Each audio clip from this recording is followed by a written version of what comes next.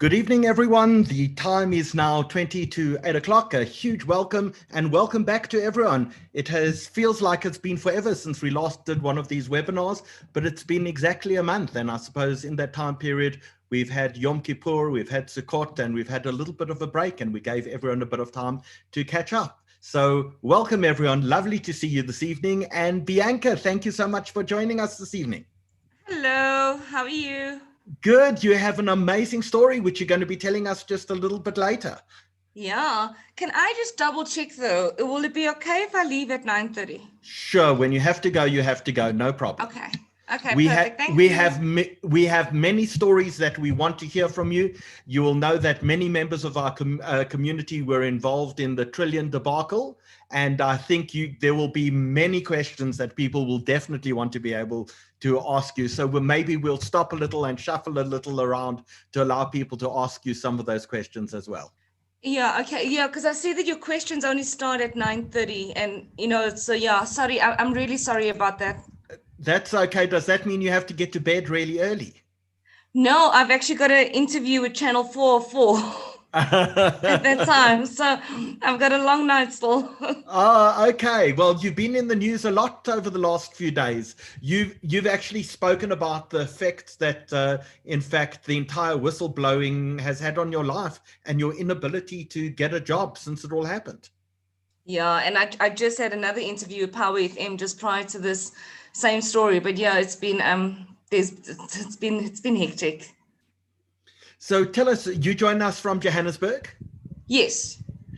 Fantastic. We've got so many people who've registered tonight. We're expecting an audience of about 3,500 people who will be watching us this evening, which is huge. We always welcome all of our viewers from all over the world, and we'd love to know where you guys are. So I see that Galaxy S9 says they cannot connect to the meeting, which is impossible because they've sent us a message inside the meeting. And Donna Druin says, have you started chatting? We can't hear. So Donna, let us know if you can hear now or not. And Wayne Sussman, welcome. Howard, it's great to see you again. Great to see you too. Where do you join us from? From Billy Gandolfinger's hometown, Norwood. And what an incredible panel you have on tonight. An amazing panel, but people will think, what do you mean Billy Gandolfinger's hometown? So everyone will know the name Billy Gandolfinger. He's the most famous divorce lawyer in South Africa, but you have a Billy Gandolfinger even closer to your home, and your association with Billy Gandolfinger has nothing to do with your wife, to whom you're still hopefully happily married. So Wayne, tell us who Billy Gandolfinger is. Yeah, we're married for 10 years on the 10th of the 10th. We got married on the 10th of the 10th of the 10th. So it is our 10th anniversary. Billy Gandolfinger's 5 meters from me, and he's not the tall, imposing lawyer you sometimes see at Super Sconto. It's our dog. We named him in honor of Norwood's favorite son, Billy Gandolfinger. So does Billy Gandolfinger know that there is a dog named after him? We need to make the shidduch. I really think you'll like this Billy Gandolfinger, who hails from Boysons in the south. So Wayne, how about this? Let's commit we're going to take Billy Gandolfinger to meet Billy Gandolfinger and have some pictures taken. If Ilan Austin drives as a photographer, we'll definitely do it. I can't wait. Dina Diamond, have you ever named any of your pets after famous people? I actually haven't, but I will definitely consider it now that I've been educated into the ways of Billy Gandolfinger. I named mine, I had goldfish once, kichel and herring. I don't know if that counts. You had goldfish called kichel and herring? Yes, absolutely. Did you eat them? No, they didn't live that long. Mandy, you seem to be on a panel this evening with complete and utter nutcases. Wayne Sussman was just telling us how he named his dog Billy Gandolfinger. Dina had fish called kichel and herring. Is there anything that you would like to confess before we start the show? I once had a dog called Lucky because he was lucky to be alive. Okay, that's something fairly interesting. Benji, you have had to name so many children. You've probably run out of names to name pets. No, the funny part is that my business partner named his children similar names to my children. So the people we work together think they're like 4 names that we can choose from. Like they're like 6 or 7. They're 2 Benjis, 3 Daniels, 3 Dovies, you know. Mandy, you can, I think, go in and change your own name. Did I spell your name incorrectly? It's okay. It's okay. I'm used to it. No. Let's actually do that. Your father's got enough variables with me. I can't add another one to the list.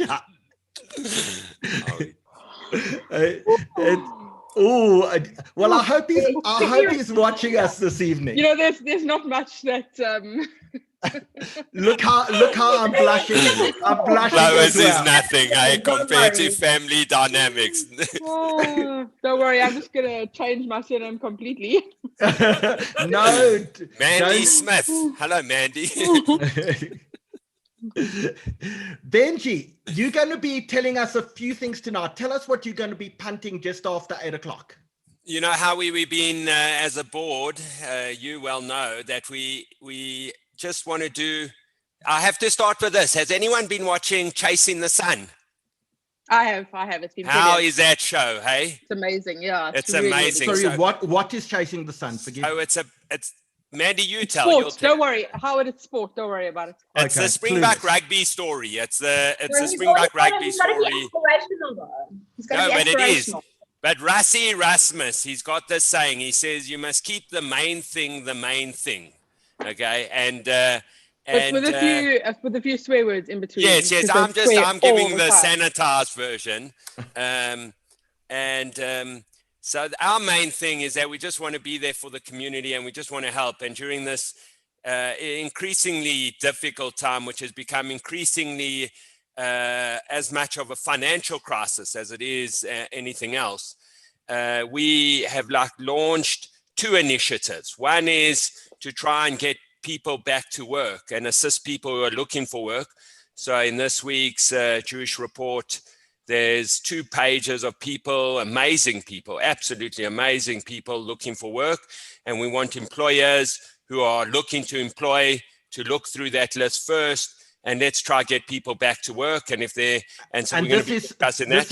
This is something we're offering from the Jewish Report free of charge to anyone who's looking for work. You'll just submit. We'll put the advert into the newspaper for you. We want to try get our community back to work. And we'll just Benji try. will tell us more about that just after 8. And Benji, the second initiative. The second initiative is an initiative to try and utilize some of the genius that we have in the community and let small business or single man practitioners or medium-sized businesses, if they've got any type of question, we're calling it Ask the Titan, and they ask the question, we'll get hopefully the best in industry, the best of breed to answer it, to help them as a employer or as a business owner, and hopefully we can assist like that, Howie. I think those are both amazing initiatives. We're so proud to be actually doing this because so many people have suffered during COVID at all. So Bianca, I know you're looking for a job, and I want you to please take advantage of that. We have readership of about 55,000 people every week. We would love you. We would love you to give us. You'll see the link a little later. We'll give you the free advert. Let's put out your skills. Let's try help you through this process as well. That's fantastic. Thank you. No, It'd be a great honor, Bianca. Thank you. So, Dina, you are going to be pitching a few things tonight as well. But before we tell people what you're going to be pitching just after 8 o'clock, we want to talk about our shofar blowing competition because Bianca, just before Jewish New Year, one of the things you do for a month before is you take a ram's horn and you blow it. And it's very hard to blow, but it's an call to prayer. It's an awakening. Do you know what I'm talking about? To shofar. Is that the thing you do when you list something at the JC? Yeah, exactly. Very, very Yeah. This is what it is. Okay. So we've had a competition. No, a live demonstration. I feel a live demo is required. Bianca will believe me. We know Bianca will believe me. So Bianca, we probably had about 50 or 60 people who entered this competition. We've put everyone up on a website and everyone can vote. Now, Dina, have you voted? Of course. And Thanks. Danny Kadar, have you voted? There was the I one vote. have, Howard. Would you like? I can't Wayne disclose Sussman, who. have you voted? So now, Benji, explain to me, how many people live in your house? No, okay, so Bianca, he's just trying to embarrass me. And Wayne, I ask for your assistance in this. You see, I entered and I got one vote, and I've got 6 children and 1 wife. Okay. And they voted. They should have voted for you. No, they said there's way too much integrity in our house. And but I know who voted for me. Dina says it was her. It was never her. I know exactly who voted for me.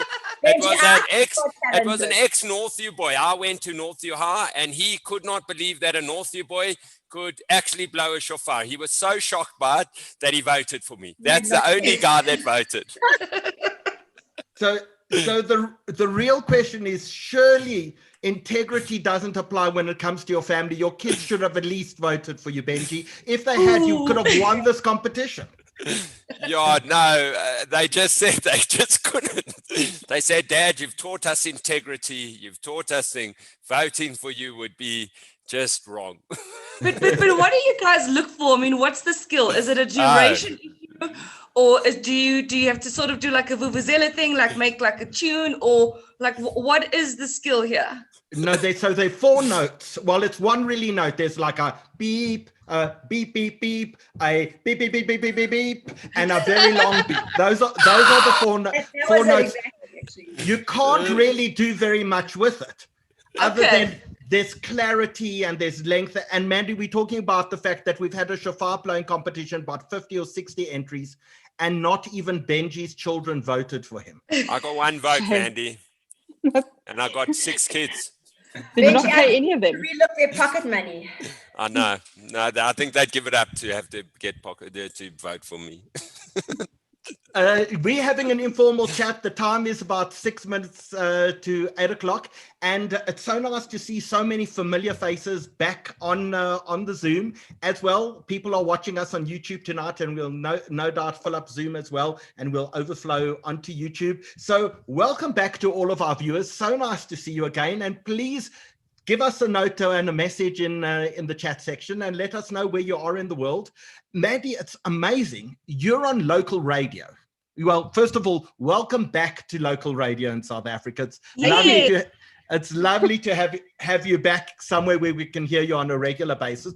But I don't know if you found, we have now people who watch us in places like Brazil, Argentina, Costa Rica, United States, Canada, France. We have big followings in places like Kenya, Nigeria, Saudi Arabia, Pakistan, United Arab Emirates.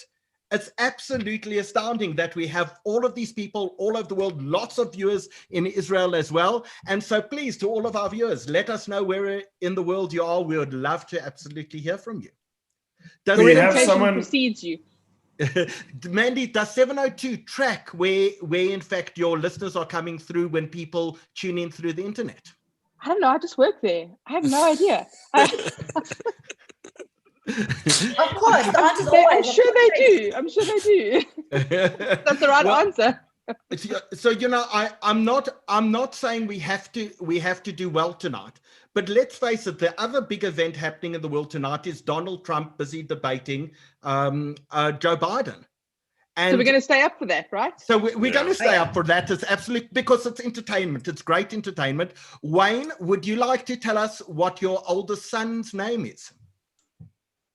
So my son was born in November, almost 8 years ago. My wife and I agreed on the name Benjamin, and it wasn't really my first choice, even though I love it now. And as I walked down to the basement of the hospital where I was born, thought, I'm going to make this bigger. So 8 years ago, I named my son Benjamin Biden Sussman. And we'll know in about 9 days' time, 10 days' time, whether it was worth it or whether he'll have to carry this badge of embarrassment for the rest of his poor life. So if the elections go the other way, are we changing his middle name to Donald? Maybe Barron first. I like Benjamin Barron. It's stronger. I like alliteration. And you seem to like the bees as well. I love bees. So Dina Diamond, we were interrupting you because you are going to be talking to us about Jewish Achiever Awards. Now we finally set the date for Jewish Achiever Awards. When are they? They have been long awaited, and they are officially on the 29th of November 2020. So very exciting date, been well anticipated. It's been a rough year, but we are still celebrating the heroes of our community. Our theme is heroes, and we have all of you have nominated, the judges have judged, and now we have got our judging up on our website on jaa2020.co.za, and we want all of our viewers to go and vote for their favorite candidates. In fact, when last I looked, we had in excess of 10,000 people who had already voted for people on the site. Mandy, you may remember the first time we ever met, we sat next to each other at the Jewish Achiever Awards, Yes, where you, that's right. you spoke She spoke. probably about 8 years ago. And Stephen Kossoff and Adrian Gore were at my table, if I remember correctly, with you.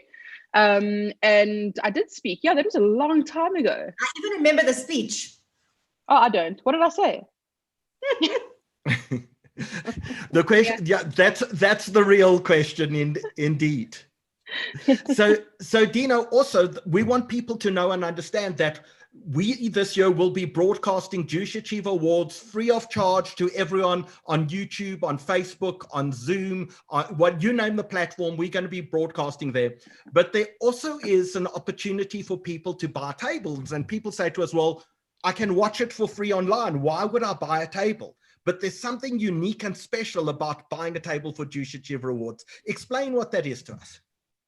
So absolutely. So this event has actually given us an opportunity to go above and beyond. We are going to have the most unbelievable entertainment, but not only that, if you buy a table, you will be delivered a 4-course gourmet meal, kosher meal to your home on the day of the event. It comes with a beautiful napkin, a beautiful placemat. It comes with literally done by an artist. It comes with a face mask. It comes with a yarmulke. It comes with a bottle of wine. It comes with a drinks packet, with gin, with all the beautiful aperitifs. It is going to be outstanding. And not only that, but you get access to our digital red carpet. You get access to our digital Zoom rooms before. And it is just going to be one of the most outstanding events of the year. And it is going to be the event that makes you realize that 2020 was not a waste, because we have got the most outstanding nominees on our evening. So Mandy, Joanne Greenberg from London, she's from the UK, and she says, I love the way your books are color-coded in the bookshelf behind you. So I get a lot of love for this whenever I do TV interviews and webinars, because people love the fact, and it's like a travesty. It's like a real travesty. People don't understand this, because if you're a purist, obviously it has to go alphabetically, but it just looks so beautiful. And if you're a fan of the home edit, you'll understand the whole color-coded oh my God, that is so my new favorite thing, the home edit. It's good, hey? It's the home edit. So Mandy, explain this to me. I wanted to put this into the blue section next to the blue movies. Ha ha, that's so funny. So it'll go up here, over there, somewhere. That's my X-rated section. Yeah, But Mandy, you're such a hypocrite, because when you came to my place, you wound me up because my daughter's Lego is color-coded. And then I saw you for the first time on one of these webinars, and I was like, you're so busted because your library is color-coded. So I have to tell you that my laptop is actually on my kid's box of Lego at the moment, which is not color coordinated at all. So half a hypocrite. Bianca, when one reads the book and Mandy describes coming to your home, it was like a wild pizza party in your house. Yeah, it was. It was. I think you should invite us all over. It sounds like a fantastic. You put the kids to bed and the wild party begins. When Mandy left, she actually texted me, and I think her text was, sure. Mandy, I hope you Ubered out of there. I Ubered. Okay, Obviously. That's a very good Yes. thing. To everyone, welcome. To everyone watching, welcome. We're going to go live in less than 1 minute. We're just having an informal chat and talking to everyone this evening. And it's so nice to see you all again. After, Dina, I thought we are only off for 2 weeks, but it's been actually a month. I also thought when we were thinking about it that we needed a little break, but it actually has been a month. And I've been asked continuously, when are we coming back? So here we are. So the time has just gone 2 minutes past 8. Good evening. Welcome to everyone. It's so nice to see you again and so nice to be back. So on behalf of the South African Jewish Report, this is in fact our 58th webinar of lockdown. Mandy, it's been exhausting, I must tell you. But it's so nice to see so many people. We've had such a huge registration this evening. We're going to be viewed by at least 3,500 people watching tonight, and maybe even more. And of course, this lives on YouTube forever. So it's so nice to see such an amazing crowd and so much interest in the sort of things that we're going to be talking to Mandy about. So let us remind you, because it's been an entire month, if you're watching on YouTube and you want to send a message, ask a question, leave a comment, there's a comment section on YouTube. Please also, if you are watching us on YouTube, please click the like and subscribe button. We're nearly at 1,000 there, and once we get to 1,000, fantastic things happen to all of us, and we can do notifications and we can get onto your news feed. So if you are watching on YouTube, please like and subscribe to us and leave us questions and comments in the YouTube comment section. If you're watching us on Zoom, well, that's in fact the gold prize here. So if you're watching us on Zoom, don't forget that at the bottom of your screen, you have a number of buttons. The one button says chat. So chat to us, chat to the people around you. We've created a town square for people to communicate with each other. We've created a real community in all of this. So please use the chat button, chat to us, chat to each other. Let's make sure that tonight is really participatory. If you have any questions for whether it's Bianca or Mandy or Wayne or Dina or Benji, please use the button that says Q&A at the bottom of your panel. So you'll find it at the bottom of the screen. Press Q&A, and we're going to try to get through as many questions as possible. So as we begin, Danny Kadar, you're on controls tonight. A huge thank you for everything that you're doing for us tonight. Welcome back. Great to see you on controls. And we want to make sure that everyone has seen the latest edition of the South African Jewish Report. It went online last night. It was delivered to people today. It was delivered to shops and townhouses. And our main story tonight is the scandal at the UOS and the kosher problems that people are having. That's our main headline news story. So please go and grab a copy, or alternatively go online to www.sajr.co.za. You can either download the full edition of the Jewish Report, or alternatively you can go and look at the individual articles. But Benji, you're going to be talking about in a minute or two this amazing new initiative that we've launched in the Jewish Report this week.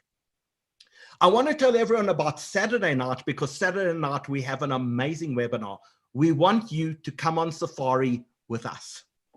So we have gathered some of the best people on safari wildlife in South Africa and Africa. Marlon du Toit is by far the best wildlife photographer anyone has ever seen. In fact, that photograph you're looking at is Marlon du Toit. He was a game ranger at Singita. The stories that he can tell are so astounding, and he's going to be doing an evening of storytelling with us together with Nadav Ossendriver. Now, many of you will know the name Later Sightings. Nadav runs the largest YouTube channel in, I think, the Southern Hemisphere, certainly in Africa. He's had more than 1 billion views. I think he's now up to about 1.6 billion views on his YouTube channel. And he's going to take his favorite wildlife videos, he's going to show them to us, and we're going to talk through that. So Saturday night is a night on safari. Bianca, Mandy, I don't know if you've left your home long enough to go on safari in the last 7 months. Have either of you been into the bush recently? I have. I went to Madikwe not too long ago. I managed to escape for 2 days. Isn't it amazing that the one thing, when you ask anyone during lockdown, what's the one thing you do as soon as you can leave your home? So I want to go into the bush. Absolutely. I had like a craving. I had a real craving for it. I really just wanted to be outside in the bush and, to appreciate that silence.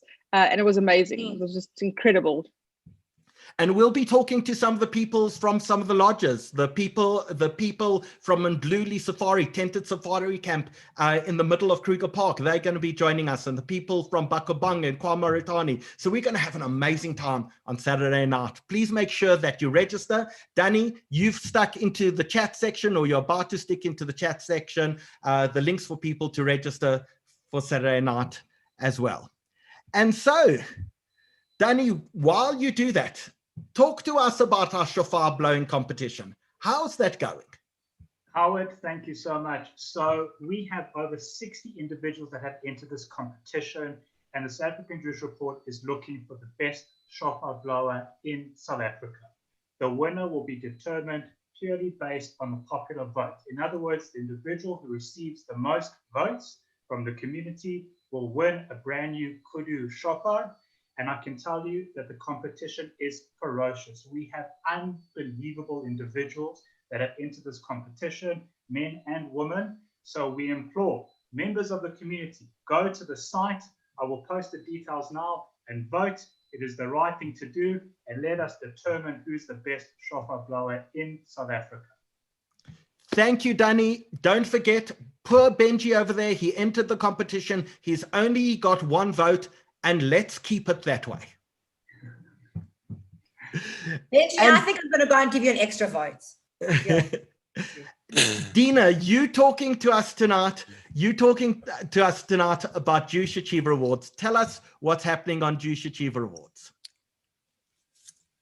So yes, the most anticipated event of the year is going digital this year. We will be having a virtual red carpet. We will be having an absolute fantastic gala dinner, a night of unbelievable winners, of nominees, of entertainment. It is going to be spectacular, something that you should not miss at all. So we'd like you to go vote. We also have over 10,000 votes at the moment for all of our nominees. So you need to go and vote at jaa2020.co.za and vote for your favorite, because the judges have voted, but they always are encouraged by the votes from the public. So please do go and vote for your favorite nominees, because we are absolutely overwhelmed at the actual level and characters that we have with us this year. So you definitely need to go vote. And then in addition to that, not only can you vote, but you can even be part of the event. So obviously it will be live streamed, and we are expecting, what are we looking at? Over 30,000 people, Howie? Probably watching, yep. Absolutely. But if you choose to buy a table, not only do you get spoiled, but you can even choose to spoil your guests. You can choose your parents. If you don't even live in South Africa, you can still buy a table and send it to your friends, send it to your family, send it to your parents.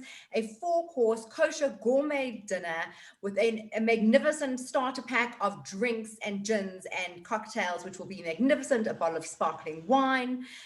You are going to get a meal that you have never tasted in your entire life, because Howie has been tasting for the last 3 months. So he is sure to be absolutely delectable and delicious. And yeah, it'll be a virtual red carpet. You'll have access to all of that with your ticket. So definitely go to that website, go vote, and go book a table, go book a seat, and join us. Definitely, that night is going to be unbelievable. Dina, thank you so much. Just the website again, Danny has posted it into the chat, but the website again is www.jaa, which obviously stands for Jewish Achiever Awards, jaa2020.co.za. Indeed. Fantastic. Dina, thank you so much for joining us. Much appreciated. Thank you. I'm going to be gripped to see what Mandy says. She's got always got the inside skinny. She's always got the inside. And Benji Porter, we're trying to make sure that everyone is inside the tent by making sure that people get back to work as soon as possible. Tell us about our initiatives. So Howie, as I said earlier, those that have been watching Chasing the Sun will know, Rassi Rasmus said, the main thing is the main thing. And what we want to do is try be there for our community. That's the only reason to be involved with communal stuff. And there are 2 parts. As this increasingly becomes a financial crisis, there are 2 parts that we're trying to help. The first is we're having an Ask the Titans. If you run a private business, you run a small business, you're a signal practitioner, you run a big business, and you want to ask a Titan, send us a question, we will try and get a Titan to answer your question, and let's get your business firing on all cylinders with all the help and all the assistance we can muster from our incredible community. So please send us your question and go and let's ask a Titan. The second initiative is one of which we actually in this week's Jewish Report is our first spread. We've had lots of discussions on how to assist the community, and obviously many people have been retrenched and are out of work, and so we started this back to work, getting the community back to work. And in fact, anyone who wants to getting the Jewish community back to work, but anyone who wants to send a CV, we want people to we are going to carry the advertising of your name and some of your degree and how to contact, or some of your qualifications and some of your work experience, and your email will be there. And so we're encouraging employers to have a look at this spread of people who are looking for work, and to really look at it. There are some really amazing people with amazing bits of skills, amazing talents, and we really want to try and assist in getting people back to work. So if you're an employer, please go look and go use that, and let's help. If you're someone looking for work, please send your details. Please send your details and let us carry it. And obviously we carry it free of charge. And we thank Harry Joffe for his assistance in trying to find advertisers to assist us with this. But no matter what happens with that, we're going to be carrying people looking for jobs, and hopefully employers. We encourage you, please go have a look. So how we super excited. I know as a board, it's something we're very proud of, and we just want to assist. And I'm very excited to hear from Bianca and from Mandy, and how we always good to see you. Fantastic. Benji, thank you so much. Thank you for joining us this evening, and we'll see you again on Saturday night. I look forward to it. Cheers, Wayne. And we want to thank Mantis. Mantis, in fact, are our sponsor of tonight's webinar, and we'd love to, and we know they've sponsored so many of them, we'd love to actually see their video once again, and then we'll kickstart our interview together with Mandy Wiener.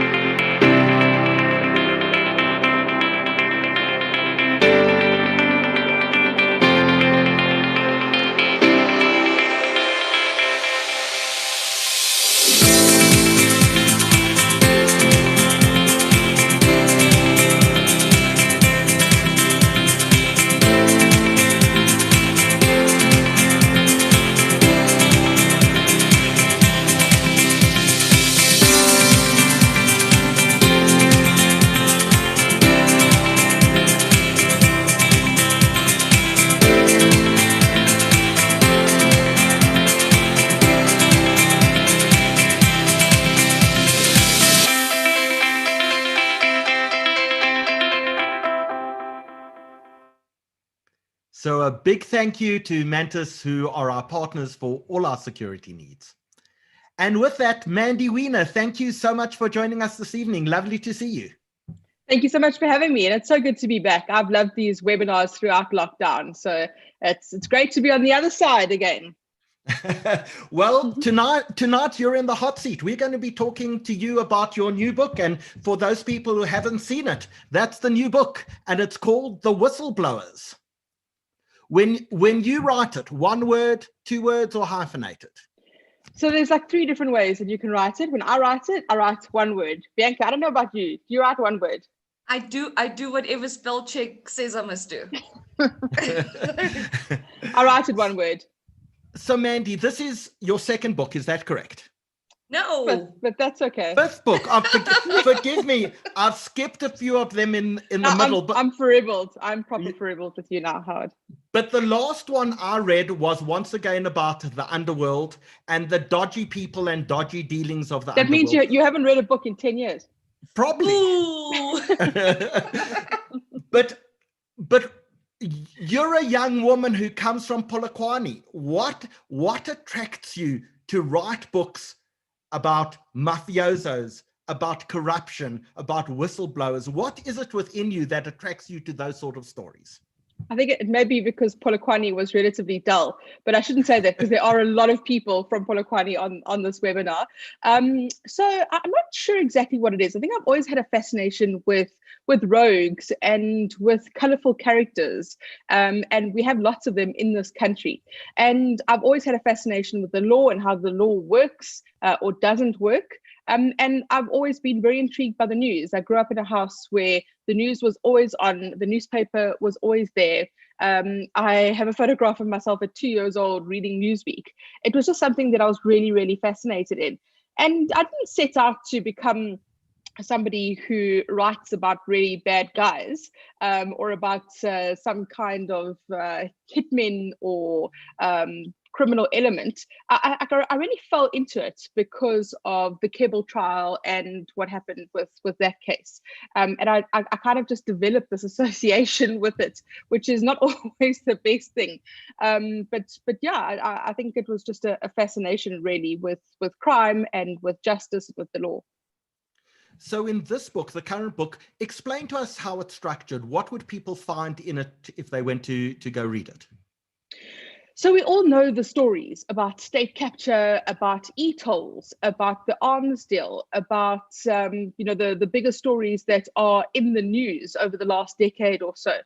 But while my colleagues have done an incredible job of following the money and tracing the assets and working out how the dots are connected, I was really intrigued by the human element, the narrative of the people responsible. And the way that this book actually came to be was I met with one whistleblower who wanted to write a book, and that almost came to fruition, but it landed up not happening.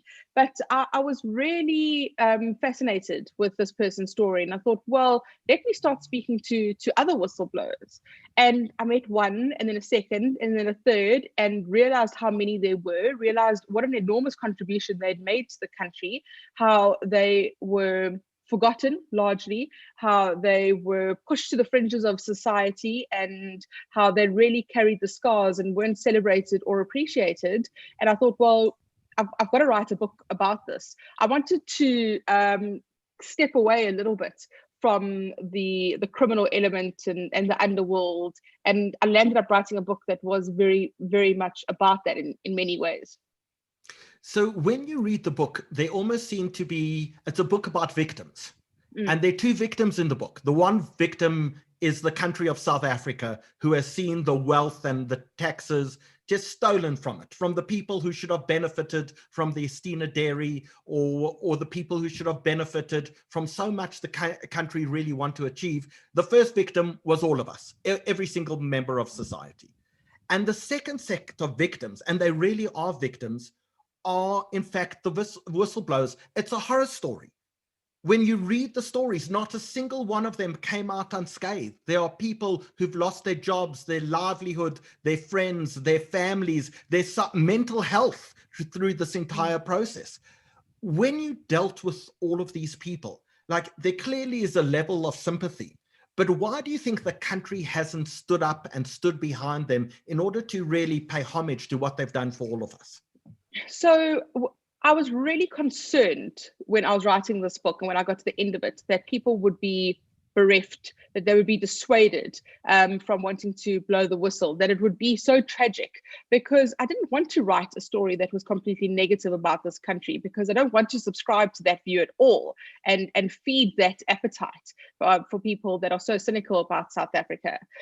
So I actually wanted to celebrate the whistleblowers, and I think in a way I have done that, and I wanted to show the heroes and how good they are. So it's actually a good story in many ways, the way that people have been brave enough to stand up and courageous enough.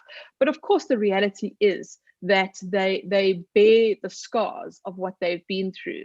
Many of them, and Bianca will speak to this, many of them have PTSD. Many of them are really feeling the consequences. Their marriages fall apart. They do not have employment. Their funds run dry. They are dragged through the courts with litigation for years, and they're unemployed, they're unemployable, they wear the scarlet letter W. So it is depressing, it is bleak, but there are positives in this book. I don't want people to feel like it's dark and they're never going to read it because it's so depressing. I think it actually, in many ways, is a good South African story. And I also advocate for a lot of change in how society treats whistleblowers. As Bianca says, we need a societal revolution in how we treat whistleblowers.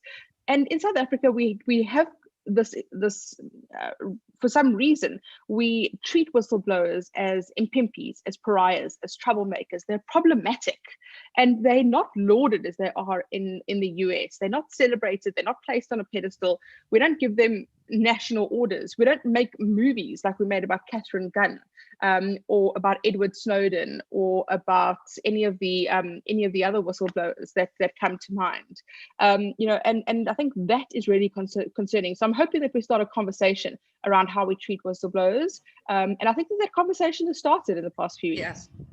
Yeah, absolutely. Well, you've certainly started the conversation, and Bianca, it's amazing how much media coverage you've received over the last few days, because you've actually come forward specifically about that and talking about the impact that it had on your life. You were in fact best known, for want of a better description, as the Trillian whistleblower. Yeah. Look, I must give credit to Mandy in this, because I was encouraged to write that letter to Mr. De Ruyter, which has got me all this publicity recently because of Mandy. And when she started publicizing this book, she particularly was advocating for change, and exactly what she says. She tells the stories about the whistleblowers, but then she talks about the things that need to change. And it was through Mandy advertising the book that I actually got encouraged to write this letter for Mr. De Ruyter. So yeah, I mean, we've ended up being sort of like a Batman and Robin here, but without it actually being intended. So Batman, let's select one or two of the whistleblowers from your book and tell us a little about them and what they did and what's happened to them. I'm glad she thinks that I'm Batman, she's Robin. I think that in many cases the whistleblowers are the Batmen here. So it's very difficult for me to select one or two. I think the ones that probably stayed with me the most and that I have carried the burden of responsibility are the ones in which the whistleblowers were murdered. So for example, the story of Mos Pakwe, who was a councillor in Rustenburg. And this was a guy who was, he lived and breathed the ANC, as his blood was green, black and yellow. And he was a councillor, but the kind of councillor who was meticulous, who made sure that every cent of money was spent in the right place. And he began to pick up issues of corruption in the Rustenburg municipality around 2008, 2009. And he began to go to the ANC leadership. He started making a noise about this. He went all the way to see Jacob Zuma at Nkandla about it.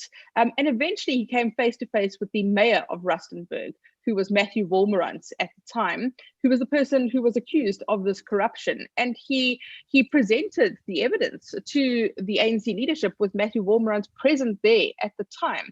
And in fact, he said to him, you can hate me, but don't hurt me. And 2 days later, he was shot dead in his driveway.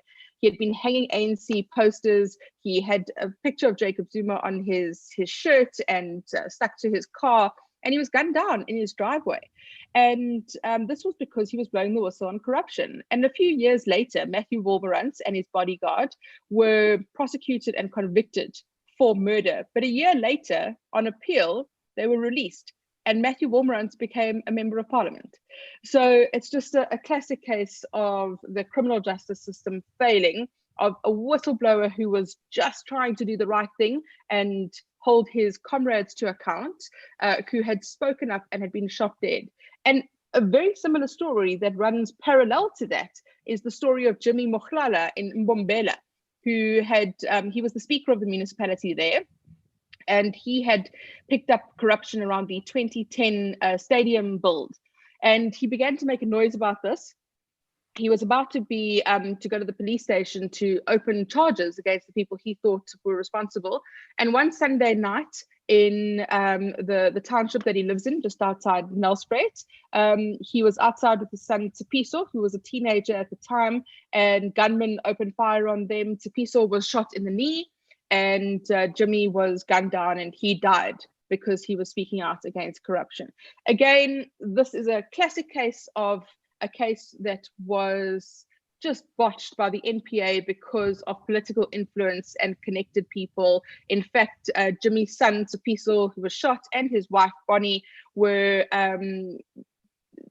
arrested and were beaten up by the cops, who interrogated them and tried to accuse them of being responsible, which was not the case. And, again, here's a guy who tried to hold his comrades to account, who spoke out against corruption. And for me, it was amazing because last night we had a real live virtual human launch at Hyde Park in Exclusive Books, which was all sanitized and masked and socially distanced. But I was able to introduce the son of Jimmy Mohlala to the son of Moss Parkway. And both these men are just the most incredible human beings who are so mature, who have been left this legacy of truth, and who have had their fathers murdered for being whistleblowers. And yet they are so proud and so dignified in the way that they carry themselves. So it does give me some optimism, at least. So the last story you were telling about relates to corruption relating to the building of the Mbombela soccer stadium, which was used during the Soccer World Cup. And one of the people you mentioned in the book, Lassie Chiwayo, who was in fact mayor of the area at the time, is a friend of mine. And while reading that, you tell the story how the mayor goes into hiding because people are probably going to try kill him as well. And it reminded me of the fact that Lassie once took me into the township just outside Nelspruit and showed me where during the apartheid years, the security police had tried to kill him by throwing firebombs into his home. And he took me to the home to see it. And there was almost such a resonance between someone who suffered during the apartheid era, who came out as a person of integrity. Lassie was one of the youngest people ever on Robben Island. And yet in the new South Africa, he has to go into hiding a second time because he's trying to stand up to corruption in this country. So is corruption so endemic that wherever you look, I mean, it's a book that tells 10, 12 tales about people, but if we had to expose all of this, is it everywhere around us? Is everyone really in a position to be a whistleblower in their own job, in their own dealings with the police when the police stop them and try to extract a bribe out of them as they're driving home and maybe have had one drink too many? Every single one of us has got the capacity to be a whistleblower. And I spent a lot of time trying to work out what these people have in common, whether they have very similar character traits. I think in some instances, yes, like a lot of the state capture whistleblowers are these formidable, defiant women.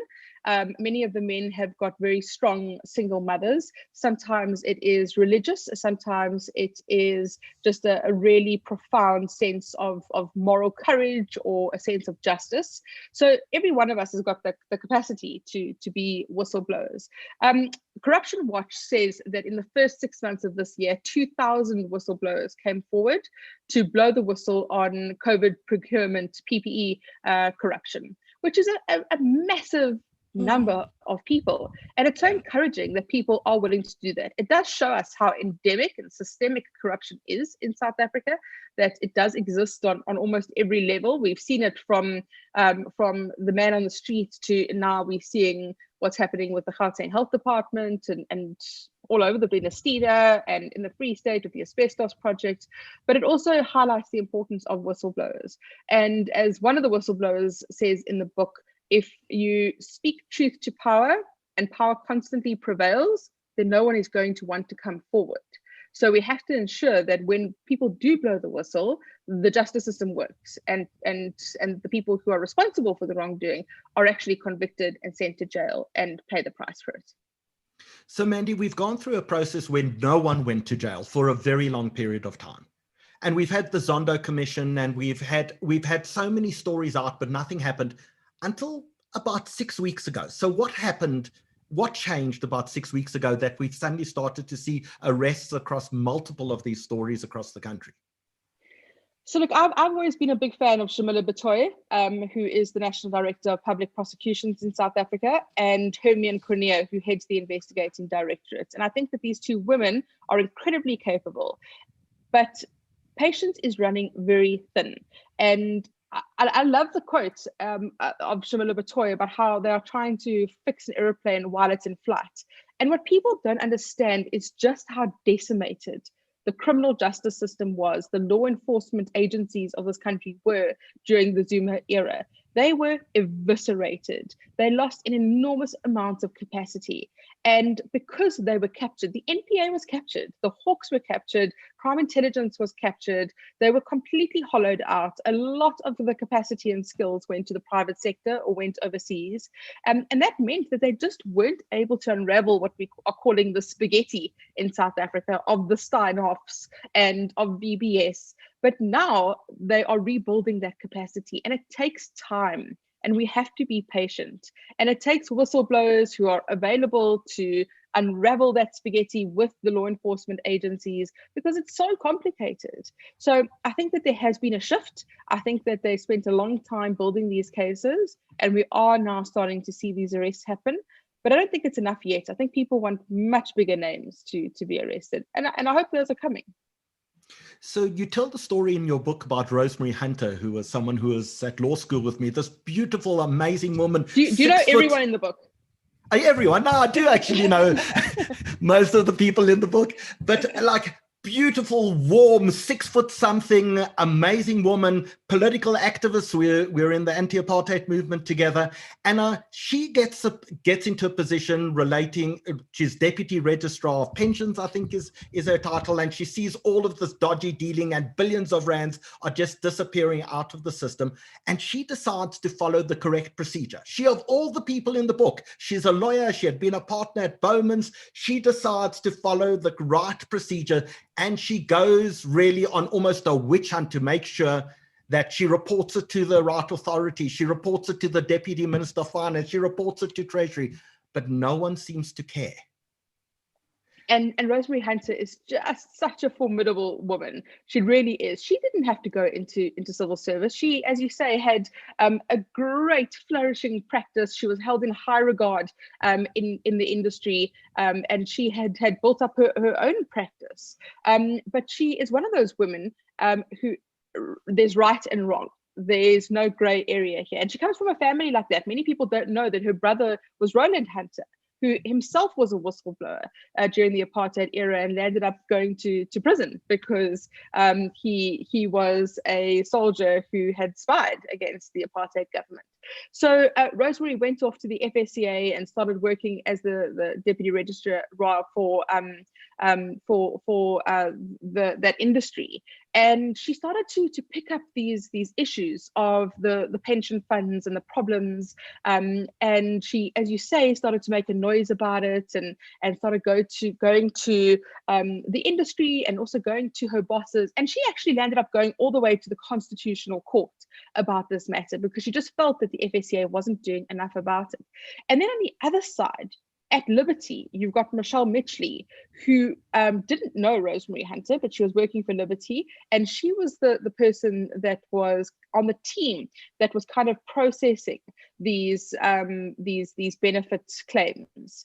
And she realized that there was a problem with this, and the two were kind of working towards each other in a tunnel, and landed up meeting and literally met each other at Killarney at the Mug and Bean. They'd reached out to each other, and together they'd worked.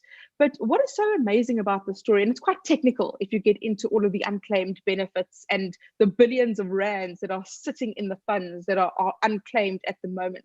These two women put everything on the line and sacrificed their own careers and their own safety, their physical safety in their lives, for what Chili Madonsela calls the Gogo Dlaminis. It is the people who are in Kuruman who don't know that they've got money sitting in an account that is an unpaid benefit. It's about the man in the street who just doesn't know, and this money could make the biggest difference to them. And that's why these women fought for it, not because there was any benefit to themselves, but because they just couldn't shut up about the fact that there was something wrong going on here. I mean, it was amazing where at one point in time, someone says to Rosemary Hunter, come meet us in Cape Town. And she says, I can't afford the airplane flight. And here you have a partner who comes out of Bowman's, like a remarkable lawyer. And her personal finances have been so decimated by her attempts to do the right thing that she can't even afford a trip to Cape Town. But this is what happens to whistleblowers, is that it was dragged through the courts. She was funding her own litigation. It went all the way to the Constitutional Court. So that's an enormous cost to her just to have the papers bound to be delivered at the Constitutional Court. And it really did drain her finances. It went on for years. And as you say, she was really one of the highest regarded. She literally wrote the textbook on pension benefits in South Africa. So it is really, really sad to see what happens to somebody when they fight the fight. And when it drags through the courts like that with the big corporates and with government, they can drag it through the courts for years. That's how the process works, and just bleed whistleblowers dry. And in fact, the government was a party to make sure that it got dragged on for as long as possible.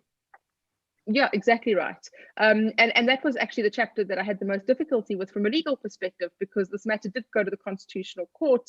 Obviously it was a big fight over these unpaid benefits. Rosemary Hunter lost in the Constitutional Court. It was a split decision, which essentially found that the FSCA had to self-regulate, and we had to trust them to self-regulate, which is not the easiest thing to do.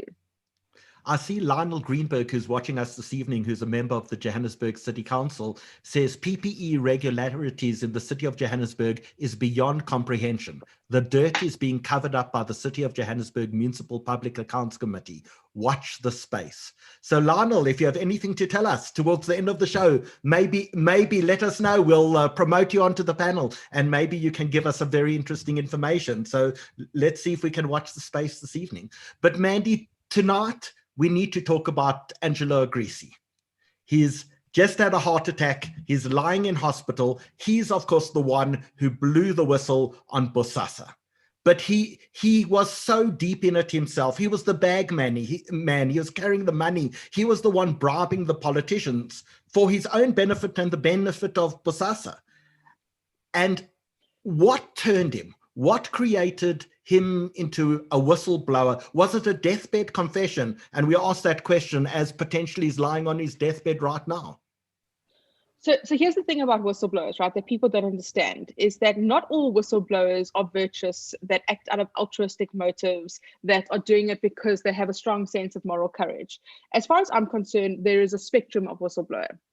On the one end, you've got a Bianca Goodson who speaks out because they just feel that they are compelled to do the right thing and feel that they absolutely can't allow wrongdoing to happen. And then somewhere in the middle, you've got an accidental whistleblower who realizes, and I suppose Bianca may be like kind of edging somewhere between the two. I'll let her decide that.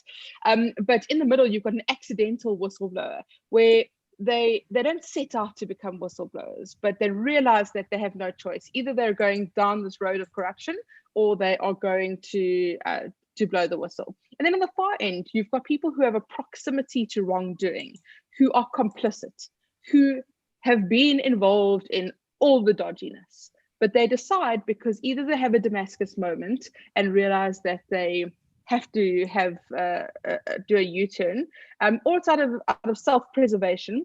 And Angelo Agrisi, it took me a long time to convince him to actually speak to me, because he knew what was coming, and I gave him a rough time. And you'll see in the book that I give him a really rough time, and he knew I was going to. And I said to him, was this an act of self-preservation? And on his own version, he says yes. He did have a Damascus moment as well, where he was very ill again. He was, in ICU, and his daughter confronted him, and he said, "I've got to come right. I've got to start cleaning up." And that's when he realized that he had to do it. Of course, the Watsons would argue differently. They would say that he was trying to take over Bosasa, that he was making a claim for the company, and he reached out to authorities to save himself. And he says that he did. He reached out as an act of self-preservation. But he went to the Zondo Commission. He sat at the Zondo Commission for days giving evidence. There were videotapes. He dished the dirt. That evidence was verified by the investigators. They went to check the carpet in the hotel room to make sure that he was telling the truth about a payment that was made on the photograph. Like, they verified it. And he helped SARS, he helped the NPA, he handed over the information. But what we saw in this bail application last week was the NPA clearly deciding at the 11th hour that he was not going to be a witness, that he was going to be the accused. And perhaps they felt that there were just too many lies, that he wasn't a credible witness. And perhaps the NPA had learned from the past, where they had relied on people like the Agliottis to testify against the corrupt politicians. But they clearly had an about turn, and they gunned for him. And he was sick, he was on oxygen at the time, and yet the magistrates, in a very well thought out decision, decided that he was a flight risk and that he was going to be denied bail. But what this shows whistleblowers is that just because you come forward doesn't mean that you are not going to be targeted by prosecutors. And many people are extremely concerned that it will dissuade those people who have a proximity to wrongdoing, who are complicit, that they will not want to come forward to the authorities, because look what happened to Angelo Agriti. And the fact that he literally had a heart attack and he is on dialysis, he is in a coma, yet he has 9 guards at his bedside. He is chained to the bed because they still consider him a flight risk. That's a message to any whistleblower not to come forward. Mandy, before we turn on to Bianca, and she's got an amazing story to tell us, someone has asked the question about Patricia de Lille. And given what's been exposed over the last few weeks, maybe we should ask the question: good person, bad person? What is Patricia de Lille? So I write about Patricia de Lille during one period in time. I write about the arms deal and how she blew the whistle on the arms deal. And she was definitely a whistleblower for the arms deal. And we tell that story about how Becky Jacobs, who was this spy, this master of the dark arts, who had various names and various incarnations, how he had handed this dossier to her and it became the de Lille dossier. So in that period of time, she was a whistleblower. I don't write about what happened subsequently. And we know that she has had a tumultuous political career, various political parties. She is currently a minister. There is the Beitbridge Bordergate disaster that she's currently presiding over. So I understand people's reservations around that, that they say that she isn't a whistleblower. But during that period of time, during the arms deal, she absolutely was. So we're going to be talking a little later to Andrew Feinstein, who was in fact one of the members of parliament who was a whistleblower in parliament. And we're going to be talking about the arms deal a little later. But Bianca, if we can turn to you, you probably are one of the most profitable elements of the South African government, because how much money did South Africa get back based on your testimony? Yeah, no, Eskom got lucky. Because Bowmans were leading the charge with that civil claim that involved Mackenzie and Trillian, and specifically as it related to this scope of work called the Top Engineers Program. And they were successful, right? So they were able to get this 1.6 billion back. But this is the thing about the 1.6 billion. From what I've read in the public domain, I think it was 900 and something million that Mackenzie has actually paid back. And Trillian hasn't paid back the 600 million yet. But the judgment on the civil matter was that, Eskom has the right to get the 1.6 billion back. So yeah, it's and I know that it was linked a lot to the evidence that I put forward, because, do you remember the time when Mackenzie was still absolutely adamant that they had no relationship with Trillian? I mean, yeah. And then I made my entire computer public, and I was like, yeah, dudes, come on. So Bianca, take us to the beginning. Who is Trillian? What's your involvement? Tell us your story. Okay. So I was your very average person back in 2015, working at Anglo American and loving my 9-to-5 job, right? It was really cool. And then I was headhunted to join Trillian. And I was told that there was this asset management company called Trillian Asset Management, but it had recently been bought. And the intention of the new shareholder was to sort of make it a suite of companies. So there would be the management consulting division, the asset management division, a securities division for trading. So, and they told me about regiments, and they basically said, look, it's going to become like the new regiments. And I didn't really know anything about regiments at the time anyway. So I decided to leave my job at Anglo because what was sold to me was that, this company Trillian, especially the management consulting division, had already secured work with Eskom, working with McKinsey. And all that they needed for this subsidiary was for me to actually just start building up the human capital. So, and I'm not a salesperson, right? Because that was one of my biggest concerns. It was like, do I have to sell work? And because I'm not a salesperson, I was really concerned about that. But I was told that, no, okay, the concepts are secured. What you've got to do is build the capacity. But even with that, it's not going to be that difficult because you'll be working with McKinsey. Honestly, I thought that I had just got the best opportunity in the world where you could work with an entity like Eskom to try and stop load shedding. You had the support of a global giant like McKinsey transferring skills, and I didn't have to sell work, which is my Achilles heel because I just can't sell stuff. So I honestly thought that, this is such a great opportunity. So I left and I joined. Sorry, Bianca, you said the new shareholder of Trillian. Who was the new shareholder of Trillian? Sorry, I skipped over that. So the new shareholder of Trillian was Salim Essa. And at the time, and I mean, this is what any self-respecting consultant does. When you hear someone's name, you internet stalk them, right? Like you try and Google and find out whatever you can about the person. And there was very little about Salim at the time. And there was very little that regiments had an existing website, so I could get an idea of who they were. But these people that I met by name were not people that I could easily see a history on, So I had no reason to be skeptical. Maybe I'm being naive. I'm not sure. Anyway, the long and the short is that I started this job on the 1st of January 2016. And I resigned on the 18th of March of the same year. So it was the shortest job I've ever had in my entire life. My very first job when I was 18 even lasted longer than that. So what was Trillian actually doing? Trillian, well, okay, I can tell you what I know in hindsight, right? Is that what you're looking for? Sure. Well, okay. Based on your knowledge, tell us. Okay. In hindsight, what Trillian was doing is Trillian was basically the first conduit of numerous layers of money, of a very complex money laundering scheme. And that's what, when you were speaking to Mandy earlier about how has it taken so long for the arrest, for example, it's because this money laundering scheme is highly, highly, highly complex. So in essence, what was happening with Trillian was Trillian would be brought on as the supply development partner for what is supposed to be a reputable front company, which was McKinsey, doing consulting work. The consulting methodology was very interesting because it wasn't one of those where you sell your hours. It wasn't a time and materials type contract. This specific contract at Eskom was what they called a risk sharing contract. So basically meant that if we saved Eskom 10 billion, we will get 10 million back, or percentage of whatever savings.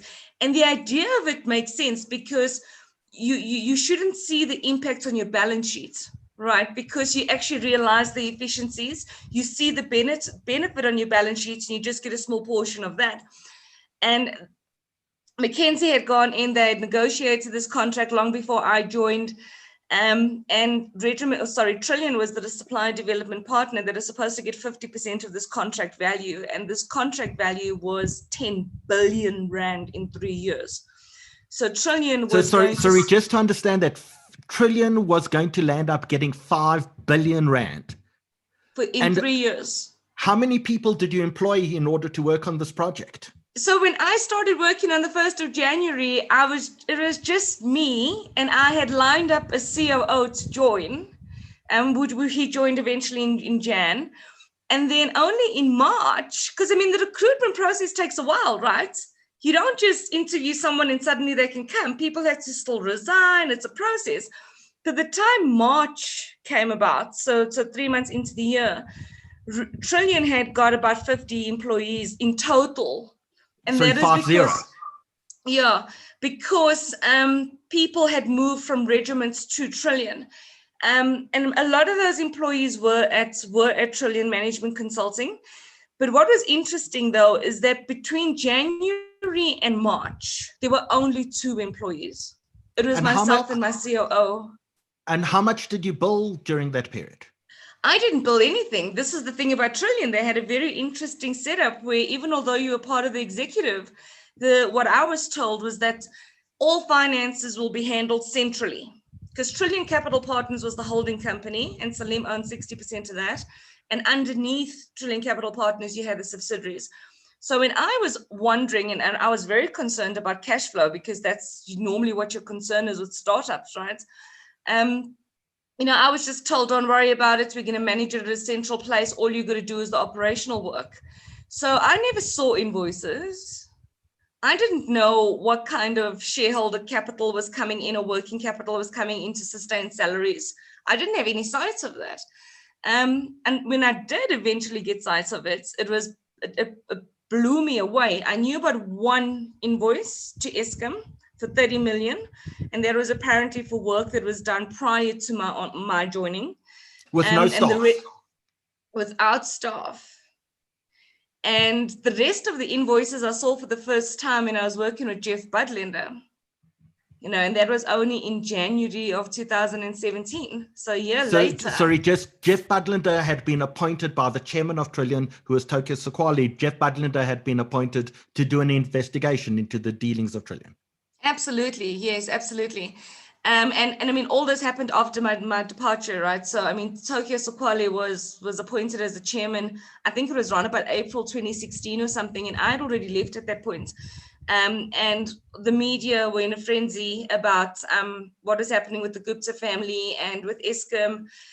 And he commissioned this investigation, which Jeff Budlender led, and when I met Jeff was saying that he's put in so many requests for information for Trillian, but obviously Trillian wasn't forthcoming with the information. And a lot of the information that I had helped him in the investigation. So yeah, I mean, it's been so hectic. It's only been 3 months of my life, or 2.5 months of my life. And I can't believe that 4 years later, I'm still talking about it. So Bianca, why did they employ you in the first place? I mean, clearly they weren't going to do the work. Were they looking for a black woman to shop front, to window dress what really was a criminal operation? Yeah, and it's really sad for me now to agree to the fact that was, I agree that was the case. I mean, they made it very clear to me that they wanted Trillian to compete with the likes of Letsema and to be completely BEE compliant and to really be proudly South African, right? And particularly for that, they were looking for female leaders. And I didn't think that was untoward, right? With all this differences that you hear between male and females, I actually thought, okay, well, maybe they're trying to do the right thing. But yeah, I think it was fronting, especially when somebody says, please go open this bank account, but then give all rights to this bank account to somebody else. It's fronting, right? When I accepted the offer, though, I didn't think that. So you mentioned Salim Essa, he owns 60% of Trillian, but when we talk about Salim Essa, we're really talking about a front for the Guptas, aren't we? How does that work? What's the relationship? That's my understanding of it. And my understanding is that they're almost like family. I understand that biologically they're not family, but Salim is considered like, referred to commonly as the fourth brother. So they're quite tight, I guess. I've never met the Guptas personally. I just knew Salim. So who else was at Trillian? Who are the names of the people you dealt with? Okay, so I mean, so the people that I dealt with specifically came from a company called Integrated Capital Management. And that was 4 gentlemen, well, 3 that I worked with more closely, but it was basically, there were 4 people in the company from what I know. It was Selwyn Nathan was heading the company. I've only met him once or twice, though, but he wasn't operationally involved. there was Stanley Shane, Clive Angel, and Mark Chipkin. And that was my reporting line, basically, because they recruited me. I was one of the only individuals that wasn't joining this organization from regiments. And it turned out that Clive and I had a mutual friend, and that mutual friend actually recommended me for the position. And that's how I got to meet Clive, and that's how I ended up in this place, right?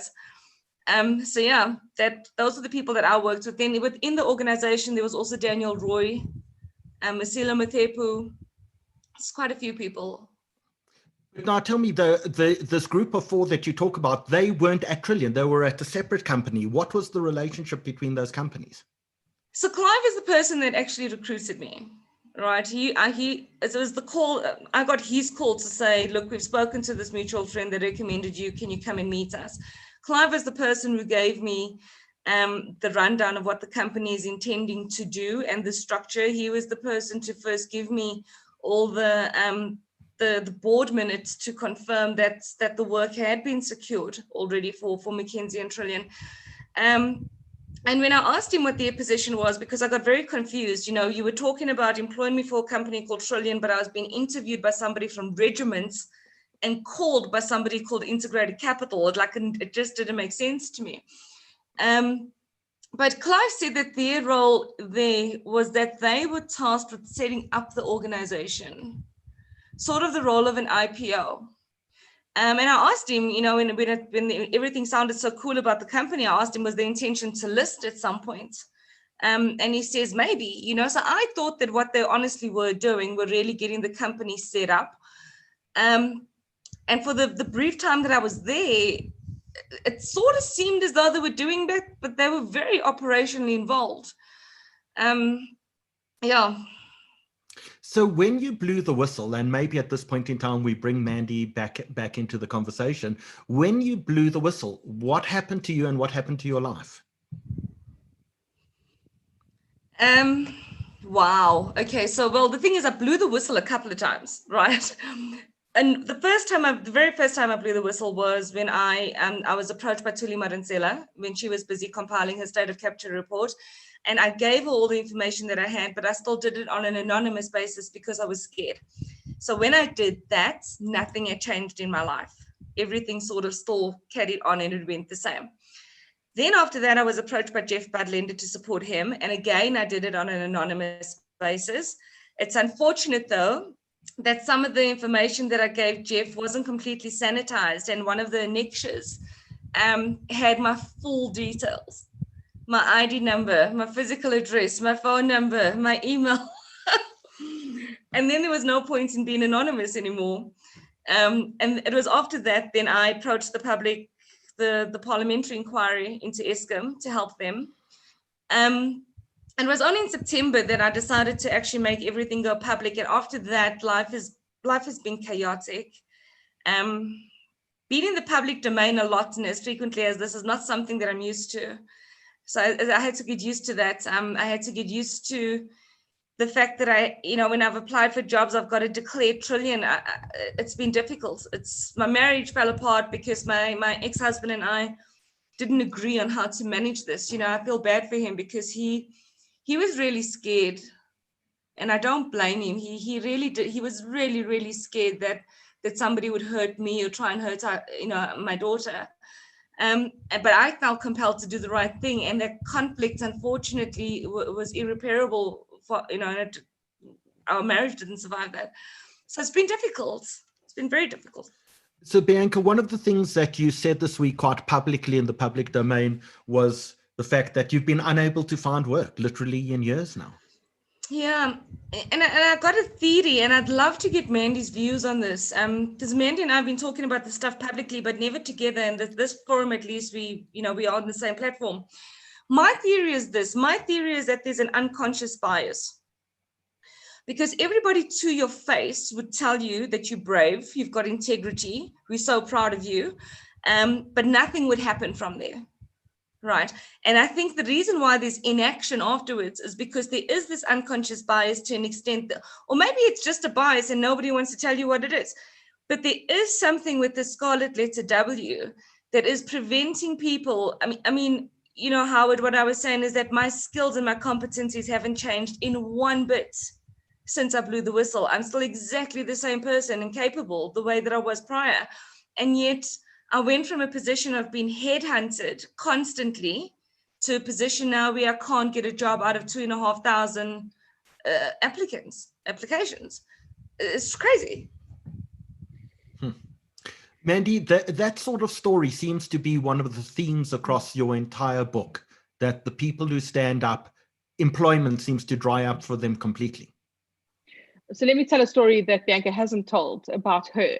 So what happened was that after she left Trillian, she ended up getting a job. Firstly, she went to work at for Gupta at Signia, and then she ended up working at Sage. And while she was at Sage, she decided to blow the whistle. So what Bianca did was she wrote to the boss and said, look, this is going to happen. I'm going public with this. I am blowing the whistle, and I realized that it could be a concern for you, and I'm offering my resignation. And once she had blown the whistle the next day, the head of Sage didn't say to her, oh, well done, we're going to promote you for what you've done. He accepted her resignation. And that should never have happened. In that kind of instance, he should have said, wow, you clearly have integrity. You have done the right thing. I'm going to appoint you as the ethics officer of this company. And that's what should have happened in this instance. And Mandy, I do agree with her. Let me answer that story. I mean, I haven't said this to a lot of people, but because this is such a cool forum, you know, the thing about Sage is that I didn't wake up one day and decide to blow the whistle. You can't do that. You've got to spend time writing an affidavit, getting all your information, getting lawyers looking at it. I mean, it's a bit of a process, right? So I was going through this process for a couple of weeks. And what was so interesting about it is that the executive of Sage all knew. My boss knew because it came up in the interview. I had written a letter with Pluff declaring my involvement in Trillian. So the executive knew, the HR executive knew about it, and the CFO. And they all supported me. They all actually said, well done, you know, you're making the country a better place. And as soon as I did it, the one person who didn't support me was the CEO. So I found it so bizarre because in one organization, you do get the right support, but at the same time, from your absolute leadership, you can get a completely different reaction. And that broke me. I was handling the whistleblowing thing okay until I got that email. And the day that I got that email from Peter Bench, that's when I realized that trauma just hit me. It's, you know, baseball bat behind the knees. So, Bianca, we're actually going to run a poll now, our first poll of the evening. So we're going to put up some questions and we're going to ask people to answer some questions because we'd love to get their opinion. And as we do that, Andrew Feinstein, a big welcome to you. You joining us from London this evening, I presume? Yes, that's right. I'm in London, where unsurprisingly, the weather is miserable. You know, we like to think it's your fault for having left, so there's no sympathy here. But we're going to come and we're going to be talking about your whistleblowing on the arms deal in a few minutes' time. But our first poll is now up, and the question is, what best describes your position? And you can select more than one answer, but for those people who are watching on Zoom, these are the options. I've been in a position to whistleblow and did not do it. I did not do it, but I regret that now. I've been a whistleblower and I'm happy I did it. I did it, but I regret it. I think I have the moral courage to do it, or I wouldn't do it. It's just not worth it. And we're going to leave that up for about a minute. While people are busy voting, Bianca, how do you think people will vote? Wow, that's a trick question. Honestly though, South African culture, right? Because I think it's different. Here, I think people would say that they're too scared to do it. So we're going to end in about 30 seconds time. So if you haven't voted yet, please, if you could do that right now, and we'll end polling in about 30 seconds. Andrew, do you ever thought of how people in South Africa react? I mean, you've had quite a sense. You've been through all of this. You in fact left the country after your whistleblowing exercise. How do you think people are going to vote? I don't know. I would hope that most of them will say they have the courage to do it. Yeah, I agree with Andrew. I think that's what people are going to say. Okay, so we're going to end the poll now and look at the answers to that. And here are the results for those people who are watching us. Well done. 4% of people say they've been in a position to whistleblow and did not do it. 2% said they didn't, but they regret it now. 14% say they've been a whistleblower and they're happy they did it. No one says they regretted it. And about 59% of people say they think they've got the moral courage to be able to do that, which is an amazing result. Mandy, the one thing that comes through in the book is that despite the fact that this has decimated so many people's lives becoming whistleblowers, not a single person says if they had the choice, they wouldn't do it again. Yeah, I made a point of asking every single whistleblower this question, whether they regret it, do they feel that they could have done it differently? What have they learned? Would they do it again? And this was the question that really made people pause and reflect and think about it, because they know what they've been through. They know what the consequences have been. In fact, I describe it in the book as when soldiers go to war and they lose a slice of their souls and they have that hollowness in their eyes and their family can't relate to them. Only other whistleblowers can relate to them. They go to hell and back. And yet they say they'll do it again, which is just astonishing. And it made me think long and hard about whether I could do it or not. And this poll is exactly it. This is what I ask a lot of people that interview me. Do you think that you could do it? Because I like to think that we can do it. I think all of us like to think that we'll have the moral courage to do it. But when it comes down to it, when you actually have to face the consequences, I'm not sure it's such an easy choice. You, Howard, what would you do? So, you know something? I had no doubt in my mind before you reading your book that I would definitely do it. Having read your book, I'm no longer convinced. Which is not the reaction that I wanted. I appreciate that, but the reality, and so maybe we pose this question to Bianca and to Andrew. Bianca, if you had the choice again. But hang on, can I ask you guys, sort of answer your question with the question? My daughter, you learn so much from your kids sometimes, right? And my daughter is like really young. And there's one thing that I noticed about her, and I'm just going to tell you all the story. When she's with her family, so when she's with her cousin who's about her age, whatever injustice she believes that her cousin is doing, my daughter without hesitation would come down, running downstairs, Mommy, Ethan's doing this. She'd throw him under the bus instantly, right? But when she's in the playground and a similar injustice is done to her, she won't go and tell her teacher. She'd come home and she'd actually sit and she'd contemplate it. And she would contemplate it because she would think that she's going to be shunned by her friends, or that her teacher may call her a tattletale. And just that difference in her reaction made me realize something. Whistleblowing is easy when you trust the person making the judgment and when you trust the relationships that you're whistleblowing on. Then it's easy. And that's probably why you thought that, Howard, because depending on the extent of it and the circumstance in which you may find yourself to have to blow the whistle, I think if you've got those two elements, I think it's easy to do it. And you should do it. But when you don't find yourself in a truthful scenario where you don't trust the outcomes and the judgments, I think that's when it starts becoming something that you do start thinking twice about. Andrew, from your side, any regrets?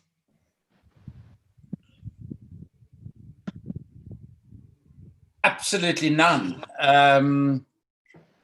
It was difficult, and we might talk about this. The decision, I sort of went backwards and forwards. And I've always wondered, and I tried to think about it in my first book, After the Party. And by the way, can I just say, Mandy, congratulations. I'm so glad you've done this book. It was absolutely brilliant. And what a great thing to do. And Bianca, a great honor to be on the same platform as you. Thank you. Great respect for what you've done. If more had done what you've done, state capture would have lasted 8 weeks and not 8 years. Yeah. No, I've never regretted it for a minute, because I had this moment, okay, where I had decided what I was doing and I knew it was going to end my political career. But then I was called into a meeting by the then Speaker of Parliament, Freni Jinwala. And she had all of my colleagues from the ANC on the Public Accounts Committee. And this was the committee that I led from the ANC side. They were all in her office with her. I arrived there and she says, Andrew, we've called a press conference in your name. Here's the statement you're going to read. And the statement basically said, sorry, South Africa, as a committee, we got it wrong. It was too complicated for us to understand the arms deal and all the corruption. We apologize. We didn't mean to offend anybody, et cetera, et cetera. And I looked at this and all of my colleagues were saying to me, Andrew, you've got to do this. You know, it's not just about you, it's about all of us. It's about our political careers. It's about the party, et cetera, et cetera. And I weakened in that moment and I went and read the statement to this press conference. And the media, who I'd been obviously engaging with for months on the actual investigation, were completely flummoxed. Now I was renouncing everything I did. I then got in my car and had to drive from Parliament to Constantia, where the committee was supposed to be holding a training workshop. And in the car, on the radio, they were playing my statement. So I heard myself reading my statement. And I just burst into tears. And, you know, that was for me the final moment when I realized I couldn't not continue with the position that I'd taken. So I arrived at the venue where we were supposed to be having this workshop, and the chair of the committee from the opposition, Gavin Woods, who hopefully many of you remember, a very courageous and brave man, Gavin was sitting in the garden of this conference venue in Constantia, and he was in tears. And as I walked up to him, he said to me in tears, and he was, you know, he's sort of 12, 15 years older than me. He said, so it's all over then? And I just said to him, no, it's not. I made a terrible mistake. Can you and I hold another press conference? And we went outside this venue in Constantia.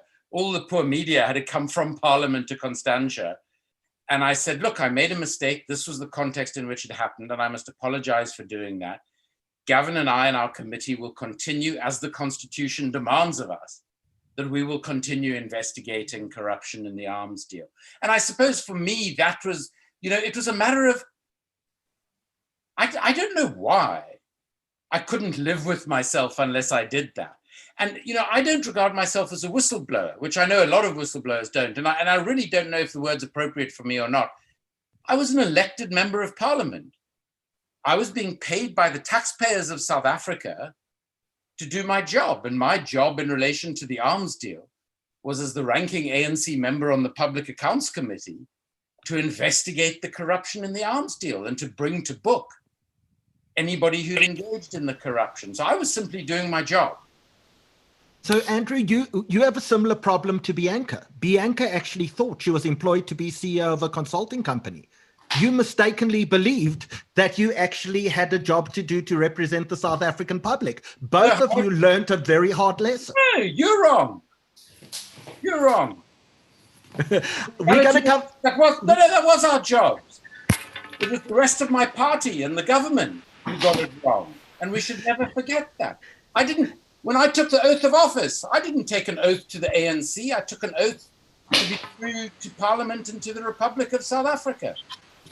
So, Andrew, we're going to come back because we want to hear the full story right from the beginning. We're going to take a few minute break. Number one, we have to advertise a few things. But number two, Bianca, you've got another interview that you have to hop off for. So I'm going to ask people, while we hear from Wayne and Danny, who are going to tell us very briefly about some things coming up, if anyone has a question that they want to ask you, this is the time to, in fact, click that Q&A button at the bottom of your screen.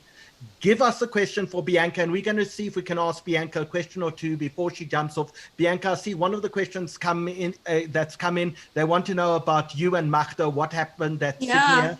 So we're going to answer that as soon as we come. But first, Wayne Sussman, if you could turn your microphone back on.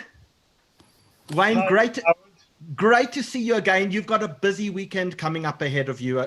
It's Elimud on Sunday. Tell us about that. Great. So on Sunday, the 25th of October, from 5 o'clock in the afternoon till 9 o'clock at night, there are going to be 28 world-class speakers, 24 sessions. That's 6 agonizing choices per hour. from cooking demonstrations from someone in Dubai to deep dives into the films The Shining and the Jewish link to The Shining. By the way, the movie The Shining's 40 years old this year, to the Jewish connection to Star Wars, to Yiddish concerts. It's going to be absolutely incredible on Sunday. I just want to focus on very quickly on 4 presenters. One of them is Gershom Gorenberg, who's going to be speaking about the Nazis in the Middle East. So when we think about World War II and the Nazi genocide, we always place ourselves in Europe. But he's going to tell the story of how Jews in Libya were taken to a concentration camp, about how Rommel was on his way to Cairo and Tel Aviv with the SS, and how a last-minute espionage effort stopped them from succeeding.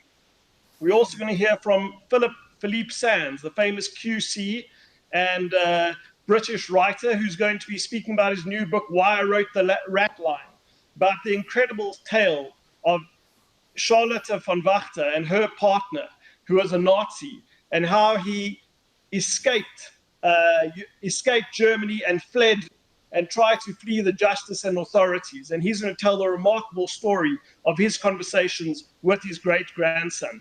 2 other speakers, very briefly, Howard. Paul Root-Walpe, NASA's former bioethicist and America's leading bioethicist, will be speaking about artificial intelligence and the ethical challenges in that regard. And finally, Saul Berman, a rabbi, a modern Orthodox rabbi who marched in Selma, Alabama in 1965 and was arrested on a few occasions, will be speaking about why he went to the Deep South in the 1960s and what those important lessons were then means for us as South Africans and as Jews today. It's going to be absolutely remarkable. You can register at www.limud.org.za.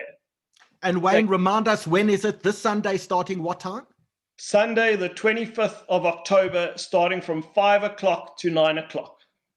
Thank you so much. There's a registration link in the chat at the moment. We'll see you on Sunday, Wayne. Thanks for joining us. Danny Viton, you joining us from Cape Town. Welcome, Danny. Lovely to see you. Howie. Lovely to see your face again. But thank you. Tell us, you are one of the most famous singers in South Africa. You've been in every major musical. You were in Evita. You were the star of Evita. And during lockdown, you've made a name for yourself by broadcasting concerts from your balcony in Cape Town. Yes, I became quickly known as the Sea Point balcony singer. I never thought that would be my claim to fame, but here I am. Let alone singing off my balcony boards. But it's been wow, what a roller coaster of a year it's been. And it's been a long time since I've been on that balcony singing, and I thought, what better time to do a concert than Breast Cancer Awareness Month. So you are a cancer survivor. In fact, you're having reconstruction surgery next week. Sorry, for those who don't know, I got diagnosed in December 2019, and I've just completed my treatment. I had a double mastectomy. I had an auxiliary lymph node clearance. I had 5 months of chemo and 5 weeks of radiation. And now I'm due for my reconstruction surgery mid-November. But before then, we're going to have a Last L'chaim and a hurrah. So tell us about the Last L'chaim. When's the concert? Okay, the concert is on Saturday night, Saturday the 24th at 8 p.m., 8 to 9 p.m. And I'm going to be sharing my journey, what I've been through, and also singing some of my favorite songs, some beautiful ballads, and we're going to pump it up at the end and have a dance in the celebration of life. And I just hope that you can all join me. I know that you guys have something else on Saturday. So if I can't make Saturday because we're on safari on Saturday night, can I watch it afterwards? Yes, it's going to be on for 3 days afterwards. So once you buy your ticket, they'll send you a link. And once you have the password to that, you can watch it for 72 hours after it airs on Saturday night. Have we got a poster or a video we can show to people I made watching? a beautiful video. Okay. Danny, can you show us a video of Danny singing a little? We have and two Danny songs. This is a new song I wrote and recorded for Breast Cancer Awareness Month. It's called Hold On. A snippet of it. Gotta be bold, gotta be brave. Lift your head high and don't be afraid. Take all of what life gives you and carry on. Hold on, we can make make it. Yes, you're doing all right, just fine. Gonna live to see the end of time. Oh, I need you to be strong. Yeah, if you just believe you can fly, know that I'll be standing by your side.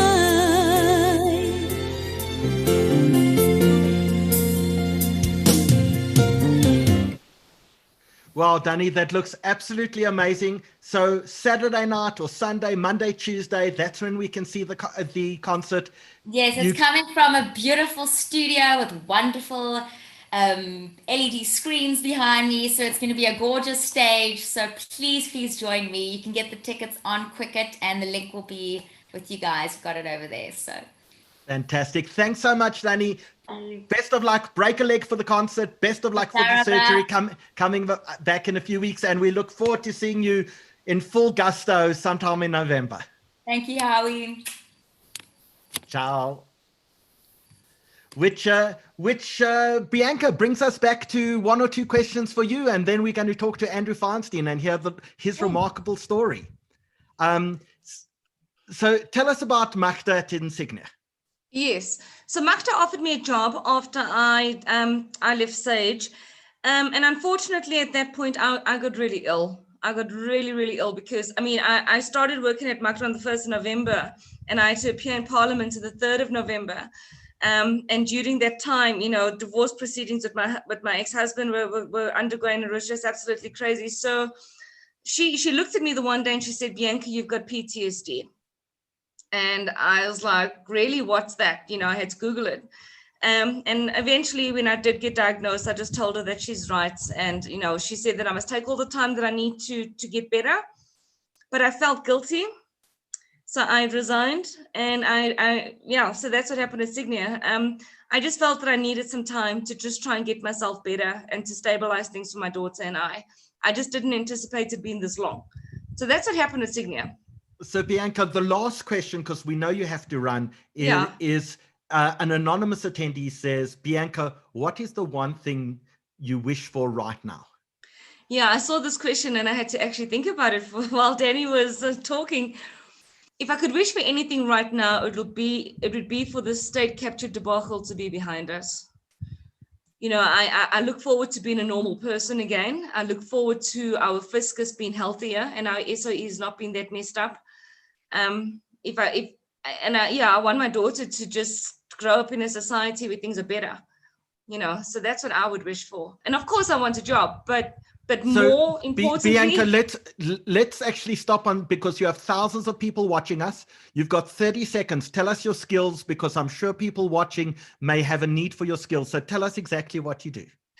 Okay, cool. So formally, I'm a nerd, right? I've got a postgraduate degree in 3 majors: computational physics, and calculus. And I've got a lot of experience in executive experience. The first time I became an executive, I was 30. So I know the mining industry and the built environment like the back of my hand. I used to be a techno-economist at Anglo American, where I basically was the business case owner for all the capital deployment for the entire group. So I would be presenting to Invesco on a quarterly basis in terms of where to effectively deploy their capital to maximize shareholder returns. So yes, if you want to get me to start speaking professional, that's what I do. I maximize shareholder returns, always trying to optimize balance sheets, and especially capital deployment within the built environment. Bianca, you're by far my favorite nerd in the world. Brenda Stern says, "Bianca, stay strong, sister. You're a legend." In fact, Brenda, Mandy, is one of the people mentioned in the book. Brenda has a lot of experience. She herself was a whistleblower in London, and she has a lot of experience and believes the country should be supporting people like Bianca.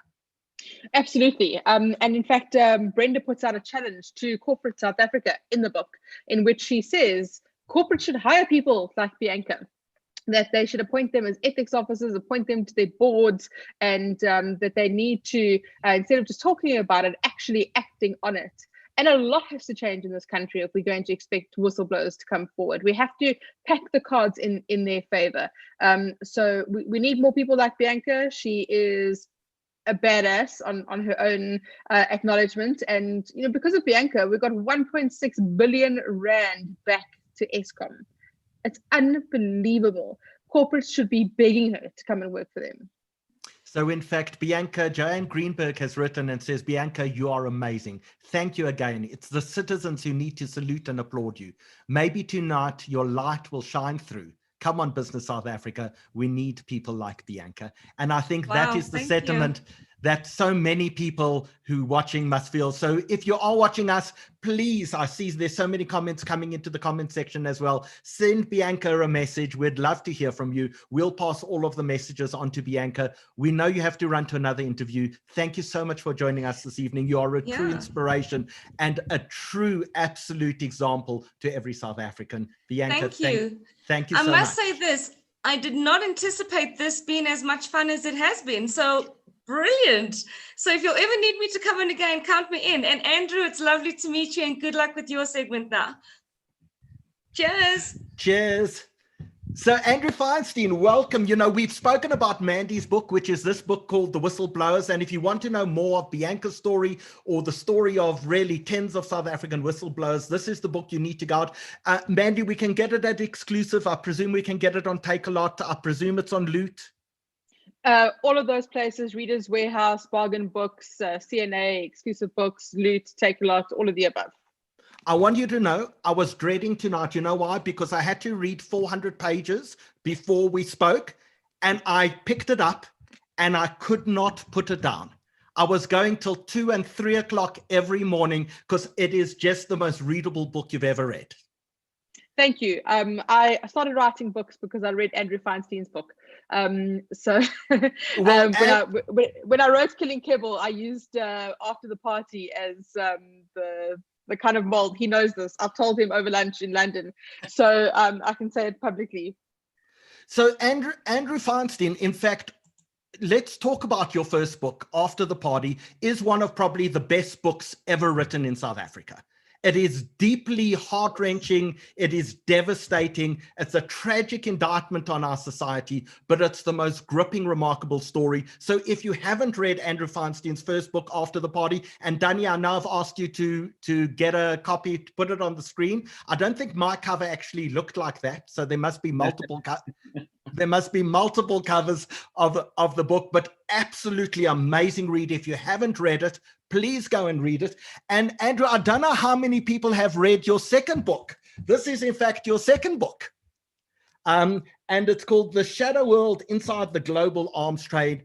And one of the things, also I see different cover we're using over there, but one of the things that we realize is corruption is not just endemic in South Africa. It seems to be all over the world. Yeah. First, let me just say thank you so much for those kind words, and to Mandy. When Mandy told me that After the Party was the inspiration for her first book, which was an absolutely brilliant book, Killing Kebble, I think what made me proudest was looking back on her saying that a few years later and realizing that she has become a much better writer than me. I think that Mandy's career in documenting the seedy side of South African life and how it impacts our politics, because I think that's often been the missing link between true crime writers and the context in which they write, is they sometimes forget that these things have huge impact. So, I mean, I think it's just amazing to see what Mandy has done. I managed to get the book on Amazon in the UK last night. So I started reading it online, and it looks absolutely phenomenal. And it's a really, really important book. So I wrote After the Party. You know, I came to the UK for 2 years. Interestingly, going back to your conversation with Bianca, the main reason that we left was we just had our first child, my wife and I. And, you know, I'd had to be placed under protective surveillance. Our house was bugged. My office was bugged. Even our car was bugged.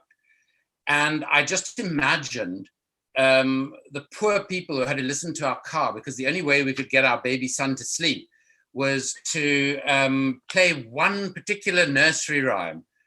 And we just had to play it over and over and over again. And these poor people who had to actually listen to the same song for hours and hours every day. But you know, I suppose the biggest shock to me, Howard, was when I wrote After the Party, or when I started working on After the Party, I thought, in South Africa, we were so naive and so stupid. We were taken for such a ride by these international defense companies. Very quickly, I realized that this was happening all over the world, and a lot of people had been taken for a lot more money than ourselves. And for me, the tragedy of our democratic South Africa has never been that we're exceptional, that we're so much more corrupt than anywhere else. It's been how quickly we adopted the very tawdry global norms of politics and economics. And that's really the tragedy, because for those first few years, we were shown a glimpse of how different we could be as a country and as a nation, where we all pulled together, where everything was done in the national interest, and it wasn't done for one political party, for one individual or another. So for me, that remains the tragedy. The reality is, while BAE Systems were paying, this is this big British company that produces weapons, terrible weapons, by the way, when they were paying 115 million pounds of bribes in South Africa to get one contract that they hadn't even been shortlisted for because they didn't meet the technical specs and they were charging double what the company that the Air Force actually wanted the jet from was charging. They were doing exactly the same thing in 7 or 8 other countries around the world. So who's more corrupt? The Stella Sachaus and Joe Modises who are taking money from BAE Systems? Or the chief executive of BAE at the time, Sir Richard Evans, and Tony Blair, who was salesperson in chief for that company. And at the time that he was telling us that we had to buy these BAE weapons because of everything the Labour Party had done to bring about democracy in South Africa, his so-called Commission on Africa had come to the fairly obvious conclusion that Africa needed better governance and less corruption. But Blair himself was intimately involved in spreading British corruption all over the world. And it's worth mentioning that he also benefited personally, very, very handsomely from that. In The Shadow World, my second book, which was made into a feature documentary, we document in ridiculous detail, the only way you get these books published, the book, which is 555 pages, has almost 3,000 footnotes, because that's the only way you get it past lawyers. So a third of what Howard is showing you is footnotes. So, I've documented the tens of millions of dollars that Tony Blair has made personally, directly out of his involvement with the global arms trade and his decision to invade Iraq. And that's the side of the story that we often forget. We heard from Bianca about the companies. And some of the world's largest consultancies, largest law firms, largest banks are, in my opinion, having now investigated them for 20 years, criminal organizations. And the fact that they have a license to still practice business is inexplicable to me. And, I've been on every side of this fence. I was in government, as you know. I worked in the corporate sector for 5 years because one of the reasons we had to leave South Africa was no one would employ me in the country because I'd had such a public falling out with then President Thabo Mbeki. So, Andrew, in the book, you actually talk about the world's largest arms deal between Britain and Saudi Arabia. And you mentioned Margaret Thatcher and Margaret Thatcher's son and the level of corruption that even took place within the Conservative Party. So when I first arrived in the UK, I was interviewed by people from a whole lot of different organizations, the Serious Fraud Office, MI5 and MI6, the two main intelligence agencies, because they knew I had all this information about BAE Systems. And I'm not sure whether they were trying to find out how to prosecute them for corruption or trying to find out how to protect them, because they were never prosecuted for corruption. One of the people from one of those agencies came to me after my formal interview and said to me, Andrew, I was on Margaret Thatcher's protection team when she signed the Al Yamamah deal, the deal you refer to, a deal in which Saudi Arabia bought 43 billion pounds of weapons from the United Kingdom and paid 6 billion, that's with a B, 6 billion pounds of bribes on that deal, mainly to senior members of the Saudi royal family. But the extraordinary thing is, this guy says to me, Mark Thatcher was always on the planes when we were flying to Riyadh in Saudi Arabia, et cetera, et cetera. And I said, well, what did you see him doing? What did he do? So he said, well, the only thing we saw him doing was carrying his mother's handbag occasionally. The guy was paid £12 million by the main arms dealer on that deal. And according to this intelligence operative, Margaret Thatcher would not sign the deal worth £43 billion until Mark Thatcher's bribe was guaranteed. You also tell a story, I think it's about the Saudi ambassador to the United States, who gets given a jumbo jet as a gift as part of the deal. And then he goes and complains that the fuel efficiency on the jet isn't sufficient. They must actually fund some of the fuel because he's not getting the fuel efficiency he expected on his aeroplane bribe.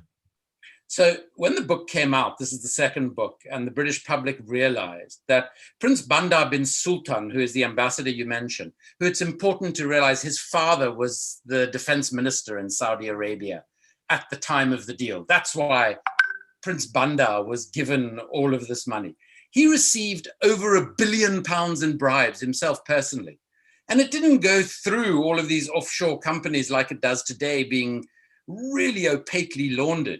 This went straight into his bank account in what was then Riggs Bank opposite the White House in Washington, D.C., where all the president's bank, all the ambassadors' bank.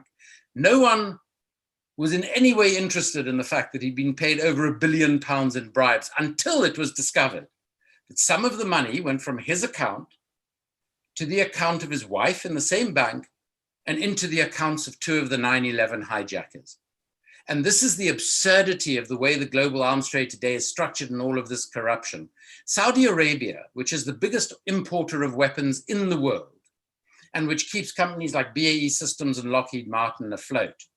Saudi Arabia is the biggest ideological supporter, financier, and weaponizer of what is described by the US government as Islamist terrorism. But still today, they sell Saudi Arabia more weapons than anywhere else. And when they ask, as they have on occasions, they've asked me in Washington, D.C., so how come American weapons are being used by this group in Syria or that group in Yemen? I say to them, well, this is when you sold them to this group. This is how they went through this third country and got to this other group who are actually trying to overthrow the United States of America. So you're effectively weaponizing your own enemies. And Prince Bandar, you mentioned the jet. In addition to his £1 billion, in case that wasn't enough for him, BAE Systems gave him a birthday gift of a 707 jet for his personal use, painted in the colors of his favorite American football team, the Dallas Cowboys. He liked their cheerleaders quite a lot. Now, a young woman, a member of Bill Clinton's National Security Council, who I interviewed for the film of the book, had actually been on the plane. And she told me how Bandar has in this bookcase on the plane some of the most expensive first editions of the Quran that exist in the world today. And then he showed her his party trick. He pressed a button, the Qurans disappeared and were replaced by probably one of the most expensive collections of fine Scotch whiskies anywhere in the world. And that sums up the hypocrisy of Saudi Arabia for me, and the hypocrisy of a lot of the sort of global corruption that I investigate. So Andrew, let's turn to South Africa. I remember at your book launch in Hyde Park, which Roshni Vitti dragged me to. Roshni used to be my PA at the IEC, and she used to be your PA before this, and one of my favorite people in the world, I may add. And I'm sure, and at least I hope, one of yours. But I remember you telling the story that the arms deal didn't start with the ANC. It in fact started with Pik Botha. Yes, the arms deal, we need to understand this. Apartheid was not just morally corrupt, but it was systemically and materially corrupt as well. When I first arrived in Parliament and got into the Public Accounts Committee, I took great pleasure in looking into the parliamentary library in the billions and billions of rands that had disappeared at the same time that cabinet ministers, always senior members of the Broederbond, had suddenly fallen ill and decided to emigrate to Switzerland for medical care. So, that system was completely corrupt to its core, and we should never forget that. Unfortunately, that corruption elided into our democratic order. And the main way in which they did that was through the arms deal. The arms deal was the first case of state capture in South Africa. We should not forget that, because the highest office of state was taken over by private interests, and the occupants of that office benefited from those private interests. So basically, this is a deal that the apartheid government was going to do. And during the negotiations, I worked as a facilitator at the World Trade Center in the CODESA negotiations. There were all these men, there were always men, far better dressed than anyone else, who'd turn up at lunchtime, at dinner time, when there were drinks afterwards. And I never figured out who they were until years later when I was working with the prosecutors who are still working to prosecute Jacob Zuma, and his trial is supposed to happen next year. When they pointed out to me that these were the senior executives of some of the world's largest arms companies, and they were targeting Thabo Mbeki, Joe Modise, and others who they knew what their positions in the post-apartheid government were going to be, persuading them that this arms deal that they'd already started negotiating was a great way to do a number of things. One, a great way to keep the white generals who weren't delighted with the idea of democracy, good way to keep them happy. Two, and very importantly, a very good way to fund your political party. And it has astonished me how arms deals around the world are used to fund political parties and individual politicians. But yes, so I was shocked to discover that it was actually a deal that was left over from the apartheid era. And of course, Pik Botha was involved in the deal then, along with a whole lot of others. And I'll never forget, I was once for my sins at Sun City, because when I was first in the Gauteng legislature, Mandy might recall this, I used to chair the Finance and Economics Committee there before I was moved by the president to the National Parliament. And one of the things that came under my committee's jurisdiction was gambling. And I had to pass legislation in my committee to outlaw all existing gambling in Gauteng and to legalize new gambling. So I'm sitting in Sun City at a conference talking about gambling. And I get this call. So this guy walks into our meeting and he says, "Is there a Mr. Feinstein here?" And I said, "Yeah, that's me." He said, "There's a call for you. Minister Botha would like to speak to you." So I go out of the room and I take the phone. And indeed, it's Pik, who I'd never met personally before. And in that voice that none of us will ever forget, he says to me, "Mr. Feinstein, I just wanted to let you know that that application for a gambling license on the Vaal River. I'm very interested in that application. In fact, it will keep me in the style to which I've become accustomed." So I said to him, "Minister," he was then the Minister for Mineral and Energy Affairs in the Government of National Unity. And I said to him, "Minister, I must apologize, but I have nothing to do with the issuing of licenses. My committee is just drafting legislation." He said, yeah, Mr. Feinstein, we all know how these things work, eh? I'll be keeping a very close eye on you to make sure that my friends get their license. And he'd started, he'd been doing it his whole career, as had all of them. I mean, the story, as I remember you narrating it, is that at some point in time at CODESA, Pik walks across the floor because he's still then at the National Party, and he says, "Guys, let me explain to you how this whole thing works." Oh, absolutely. Absolutely. He would take great pleasure in explaining to us what we were going to become. And he was right. Well, he was, for him, this is human nature. So this is how it's done. It's not human nature. It's the nature of the politicians we as citizens and voters are prepared to accept. Because the cliche, the old adage that we get the politicians we deserve is so true. We're citizens. These people who are supposed to represent us are being paid with our money. And President Mandela used to remind us of that in Parliament often. And it's why he would be turning in his grave constantly and very fast.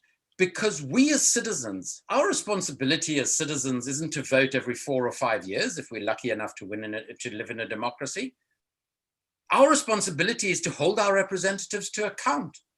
And I must tell you something, having lived in the UK for almost 20 years now, one of the things that I miss most about South Africa is how passionate people are and how engaged in the problems of our society they are. Because the vast majority of people in this country, where we have a government that I must tell you is far worse than the South African government, far less competent. We have a prime minister, we're going back to Zuma here. We have a prime minister who can't get through a speech. And he was educated at Eton and Oxford, unlike Jacob Zuma. I mean, the man can't read properly, let alone put a coherent thought together. If you try and figure out what the restrictions in relation to COVID are, where I'm sitting now in Camden Town in London, you've got to have more than the 5 degrees I have, because I can't figure it out. And in one speech, he contradicts himself constantly. So the difficulty that I experience here is that people are so apathetic. You know, politics continues. This isn't a matter of life and death, although under COVID it has become that. In South Africa, in most communities, there is such a passion about the country and about the fact that we can make a difference.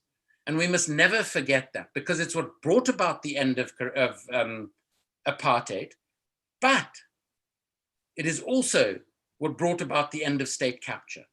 If it wasn't for the outrage from the South African citizenry, if it wasn't for the remarkable investigative media of South Africa, which really is unparalleled in the world at the moment. Here, the Guardian newspaper that I've worked with for 20 years, they've got no money to do proper investigations.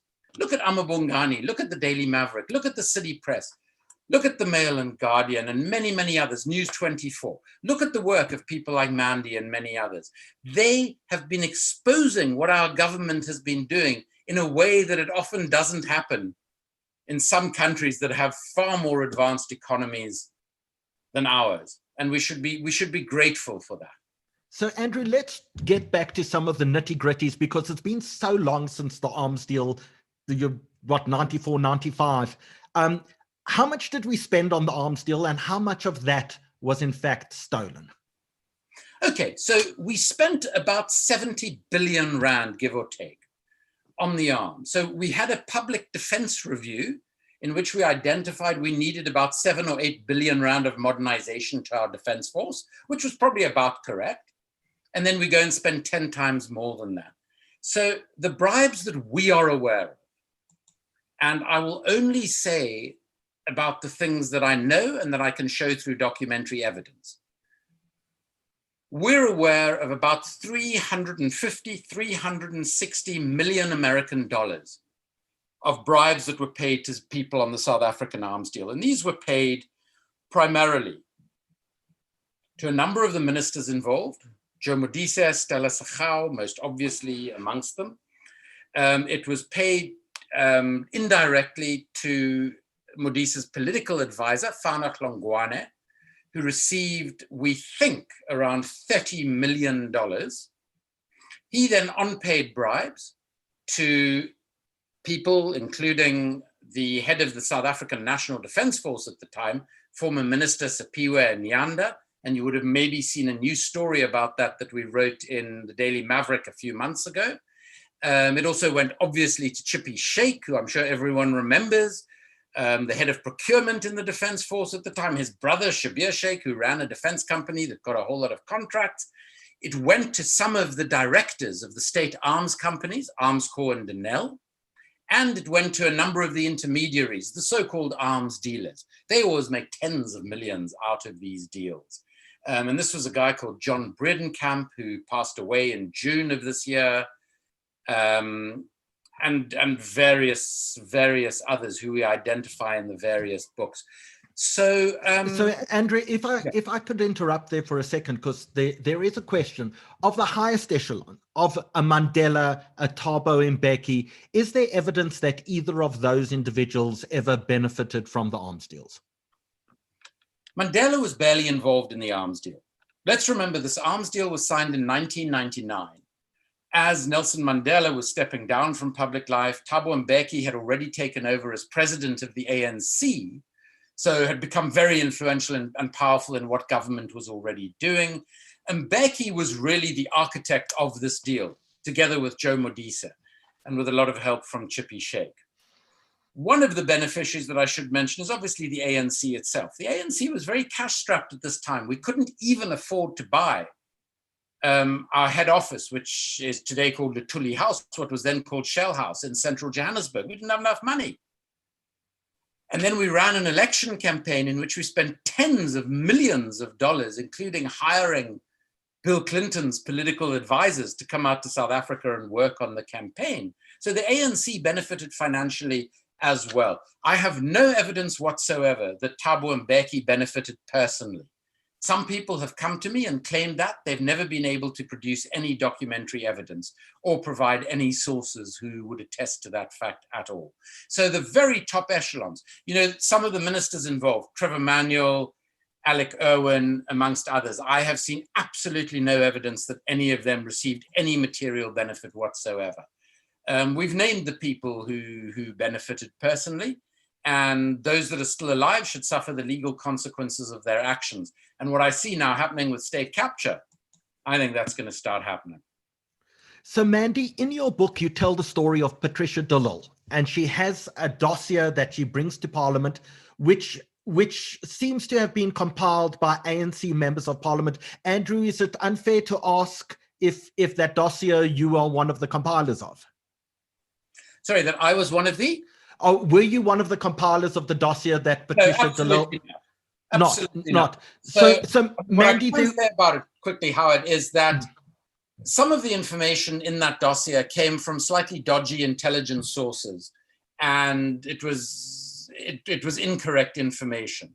Some of it was very important information, and there were 2 ANC members of Parliament who did provide information into that dossier. I found this out only after the fact, after I started working with Patricia and others on the arms deal. And the one thing that I think I can be proud of, the one skill that I have in this world, besides an ability to lose jobs like Bianca, is that, you know, from after the party where I refer obliquely to those 2 people, to this day, nobody knows who they are. One of them has passed. One of them remains an extremely senior member of the South African government today. And that person's ANC colleagues have absolutely no idea that they were one of the original sources on the arms deal.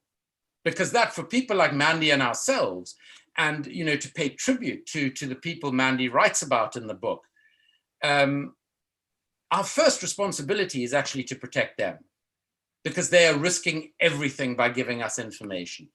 And so I wasn't a compiler of the dossier, but I got to know it extremely well, and I do know who those 2 ANC people were. So Mandy, tell us the story of how Patricia de Lille brings this to Parliament. I mean, now I really just want to know who the 2 were. I know he's never going to tell me though, so it's okay. So, I mean, the one point that I want to make about the arms deal chapter, as is in the entire book, is that there were many whistleblowers on the arms deal. And I just chose to tell the story of 2 people, which was Patricia de Lille and Sue de Leek, who many people do not know about. There were many others. And there are many other whistleblowers in various stories I could have told the stories of.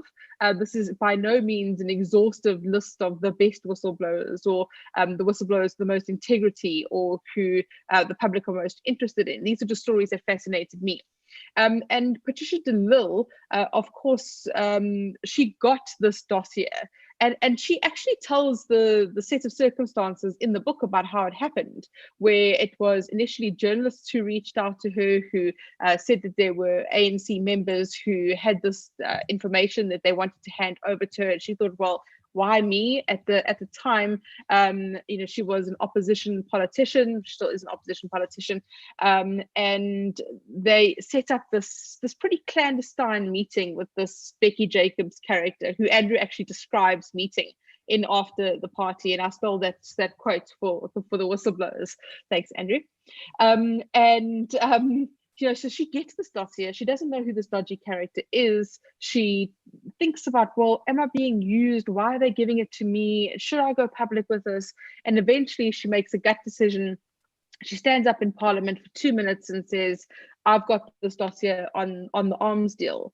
And it wasn't that she was necessarily the most prolific campaigner, but that sets in motion a set of circumstances, which was really important in terms of public awareness of the arms deal, which of course ultimately landed up with Tony Ngeni going to jail and Shabir Sheikh going to jail, but nobody else. So it's interesting to hear that Andrew says that he thinks there could still be more arrests, which is 21 years later since Patricia de Lille stood up in Parliament. So that would be pretty incredible were that to happen.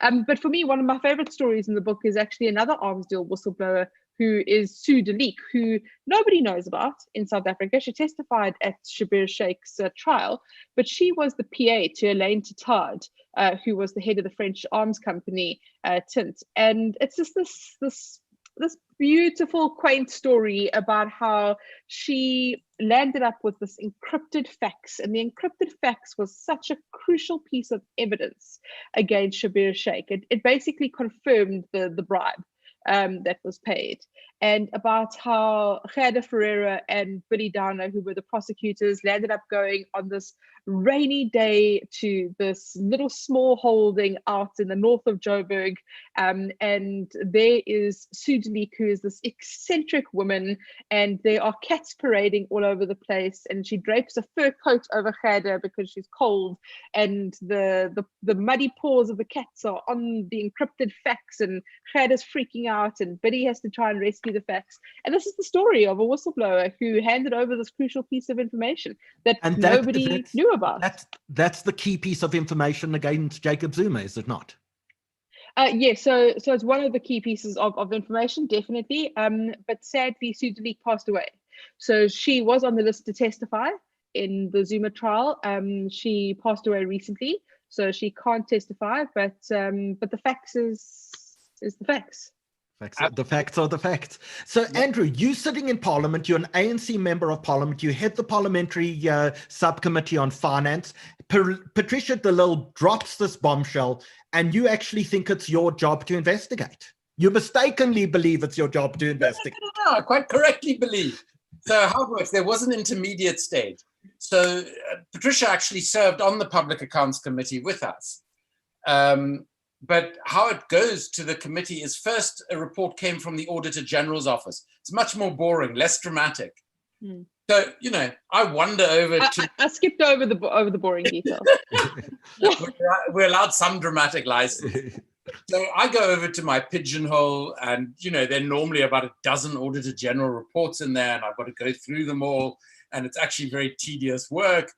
And I come across this one, and it's about this arms deal.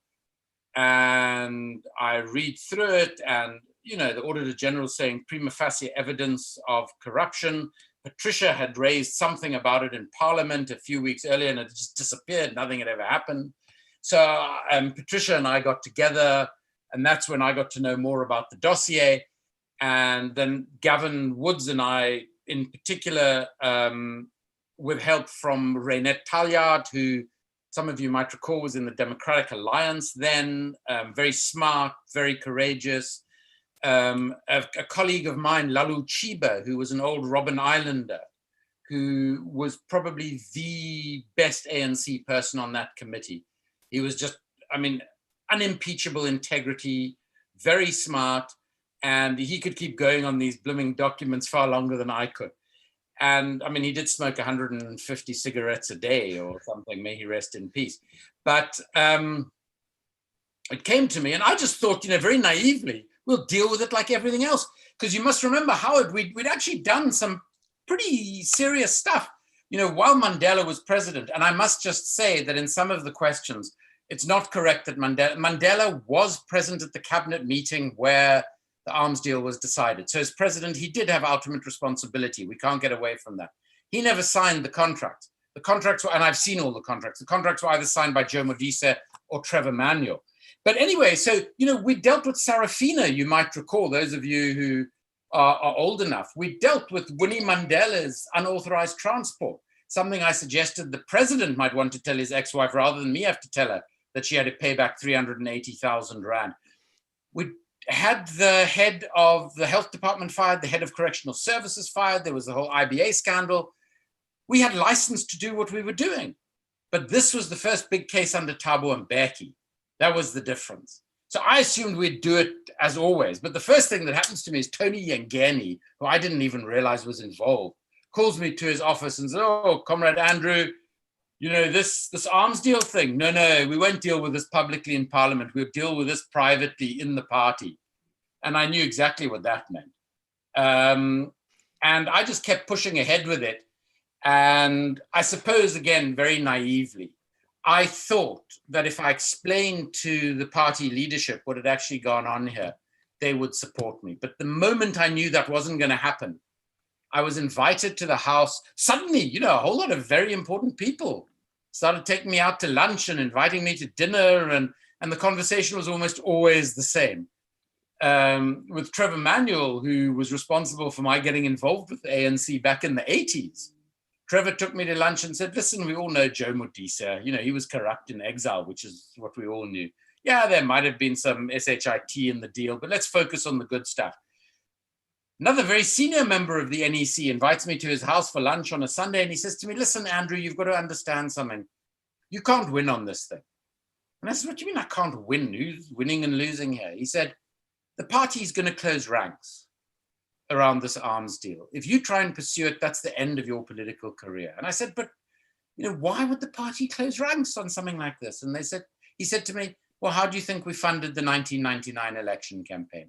And that's the point I realized that I wasn't going to be able to investigate this and survive politically. And that's when I really took the decision, when I had the first choice. What do I do? And that's when I decided, yeah, you know, far more important than one person's political career is that we establish a democracy of accountability, and where you do what the Constitution and the rules of Parliament tell you to do.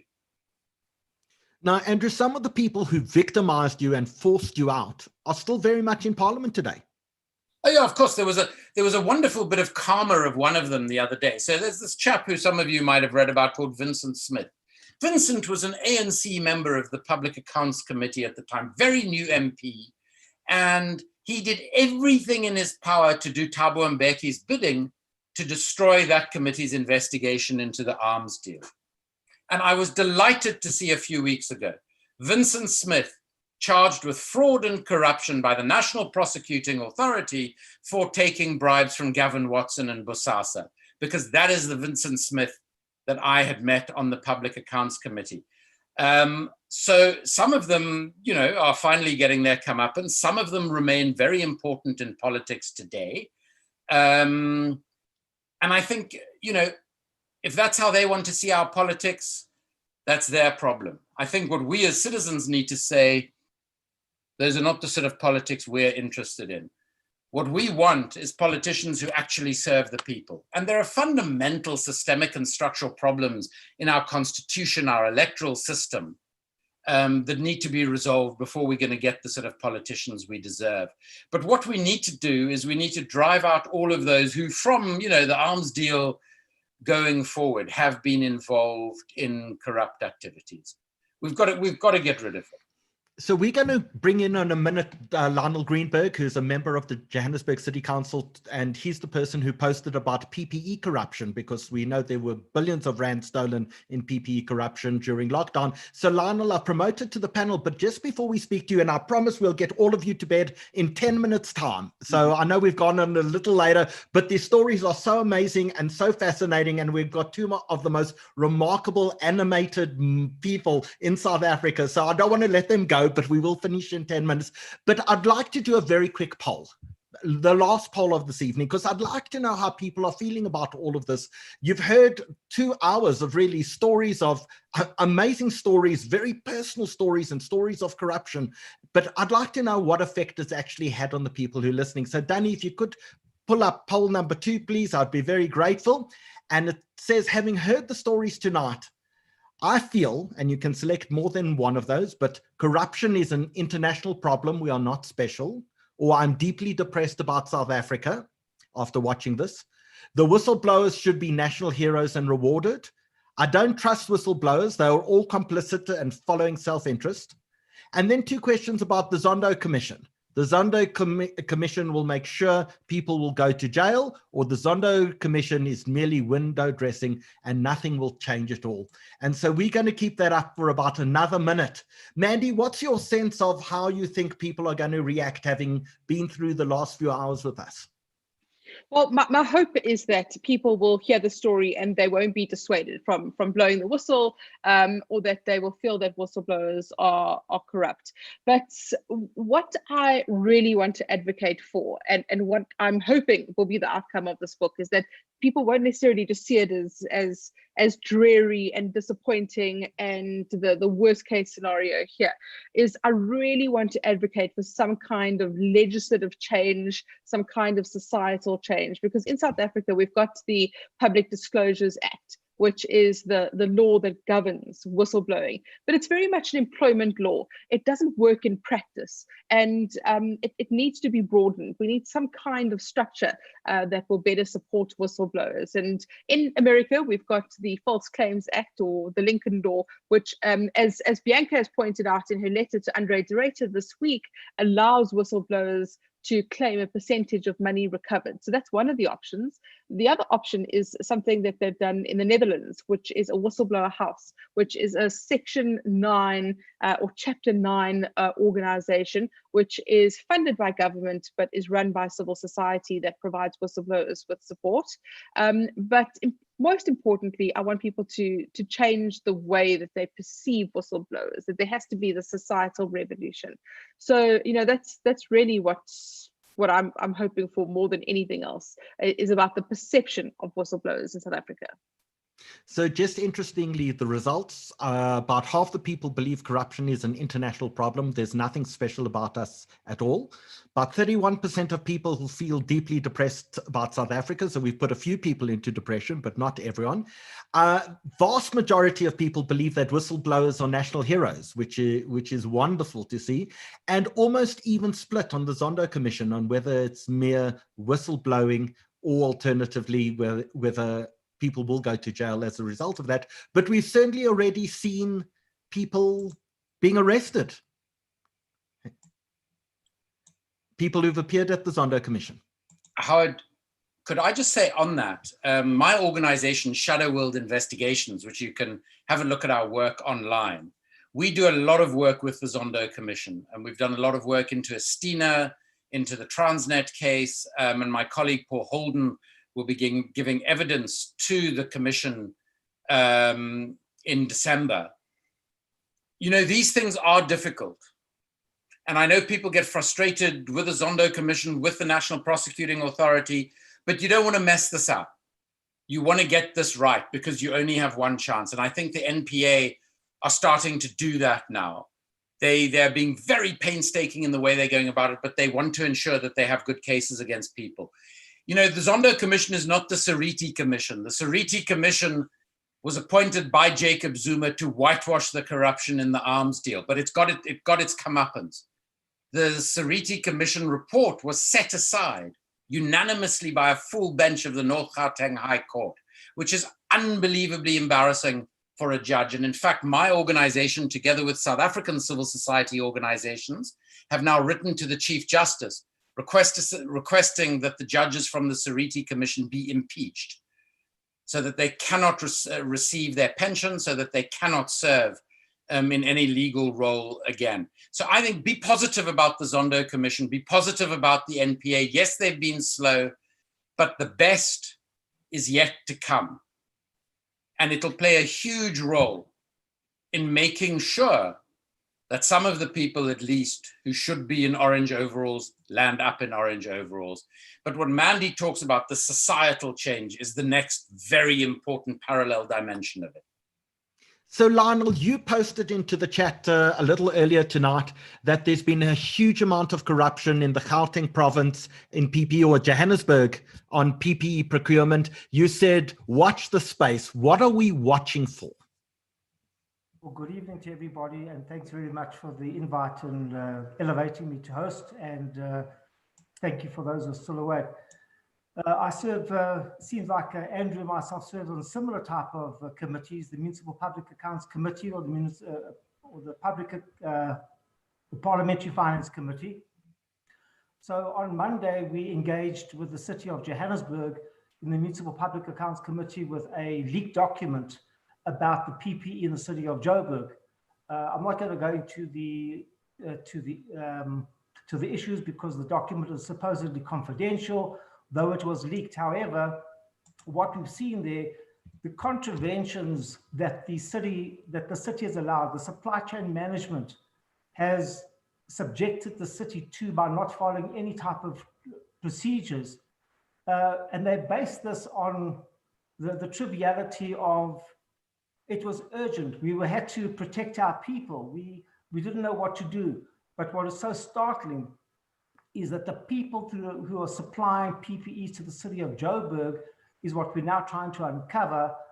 Are they family members? Many of the companies, because in the Municipal Public Accounts Committee, we've told them it's peremptory that they have to provide the committee not only the company registration numbers, but we want the ID numbers and certified true copy of original of the vendors' directors, because this is the only way if there's going to be a nexus to any of the city officials, because possibly the city officials have become involved in this, as we could say, while we were sleeping, or while the mice were at play, the cats were away. So the politicians from the opposition ranks who were not in the city during the PPE supply chain transgressions, that seems to have come very much alive. And so many of these companies that are involved in the, for example, 1.8 million rand of a particular company cleansing a Joburg property company's buildings, or a tender that was awarded. But I can't go into the facts of the thing, but just one particular line item on an invoice. So if we just see that, and it's alleged that there's 600 million rand involved, that's just of the city of Joburg alone. So we haven't even begun to uncover the real dirt there. So all I can say is to the residents of the city of Joburg, please come on board. This is your city. Don't leave it for me to only unravel the dirt. And I think that one thing which is the people of South Africa should understand, corporate South Africa should be embarrassed how they've actually participated in this national looting, because if corporate South Africa wouldn't have allowed themselves to be compromised and allowed themselves to sell out to these politicians or the supply chain management people, we wouldn't have been living in this despair of the quantum of money that is seemed to have gone under the hammer. And how are we going to recover this money is what the Municipal Public Accounts Committee is currently working on, along with Treasury in Pretoria. Lionel, thank you. Give us a time frame. When should we expect some explosive information coming out of the Joburg City Council? Well, obviously things are supposed to be passed through council for that to be made public. However, the leaked document has already been made its way to the public domain. So those who've got the public document, maybe I should try and find the public document. I have asked my colleagues to allow me to get sight of that one. I want to compare it to the one that I saw, which we had to hand back to the city because the information is privileged and confidential. But how confidential? Sorry, are you saying that my elected officials are keeping confidential information that should be in the public domain? Well, essentially, I have applied to the city for information in terms of the Promotion of Access to Information Act, because I think that if companies have supplied information of products to the city of Joburg, that information should be made available to every ratepayer. Essentially, we are all participants. We are all shareholders in the city of Johannesburg. And why should we not have that information? And why should the city manager, who I keep on challenging, and he calls me Mr. Consequence Management, and I've taken my guidance from Cape Town municipality, which seems to really be on top of the ball. And this entire week, we've been engaged with a webinar from an organization called SIGFARO. And it's almost depressing. And the way I pronounce on South Africa, it's that the people in South Africa are standing on the precipice of an iceberg with Teflon coated shoes. I think that the situation in South Africa is so out of control, and corporate South Africa needs to take a close look at themselves, because I'm terribly disappointed about that. And the only way we're going to get that right is if all residents actually started standing behind people like myself, who don't do this job for money. We do this out of passion, exactly like what Andrew did, he did his job out of pure passion in order to get to the bottom of the bottom of the dirty barrel. So I want to ask Mandy, have you ever seen this document? No, I haven't. Lionel and I have been in communication, so we have been speaking to each other about this. Mandy, how many midday reports do we have left this week? Because let that be our challenge to you, to see if you can extract this document out of our elected officials and let's blow it up. That's one of the great advantages and power that you have as probably one of the most prominent journalists in this country. Lionel and I will talk. Don't worry, we've got this. Okay. Can I just ask, because this question comes up all the time, Mandy, have you been threatened at all in writing any of these books, in dealing with any of this? Have you ever felt your life was in danger? Have you ever been subject to threats? So I always say that I wish I could say yes to this question because it would give me much more street cred.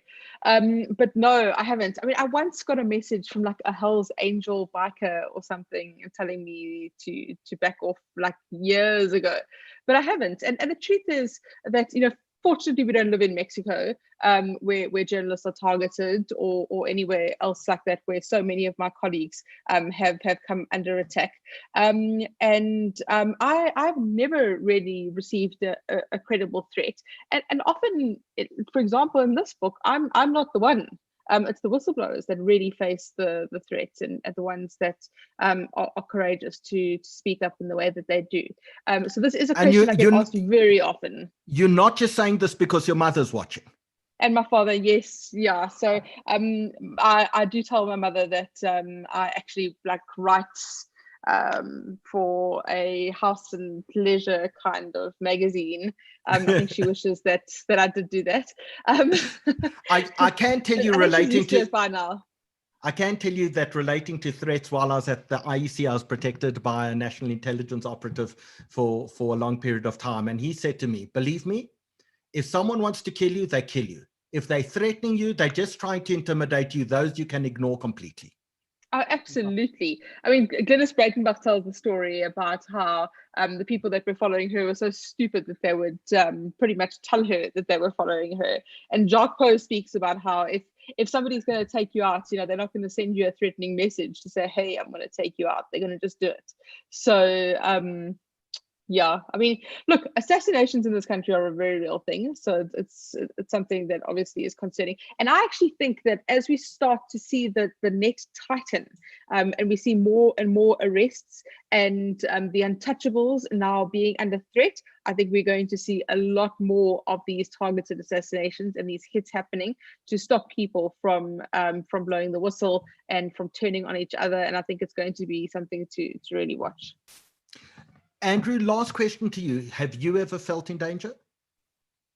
So I received lots of not credible threats, and one credible threat, which was from the arms dealer, John Bredenkamp, who is now deceased. He wrote to me and had the letter hand delivered to my home in London, just to make clear that he knew where I lived, to say, this was after the party came out, to say, if you ever mention my name, if you ever write about me again or mention my name in public or in private conversations, which I found a little bit weird, you won't live to regret it. So I was doing some work with the London Metropolitan Police, their anti-corruption unit at the time, and they said, listen, we watch this guy whenever he's in the UK, don't worry about it. There was a claim while I was in Parliament that Tony Yengeni, my chief whip, had taken out a contract on my life. But I'm pretty sure that was nonsense, because I was getting different warnings from there were then 3 intelligence agencies. They were all telling me different things. But 2 very interesting things very quickly did happen in relation to that. One night, I went down to the underground parking at Parliament. I'd been in my office until late, and there was no one there. It was absolutely deserted.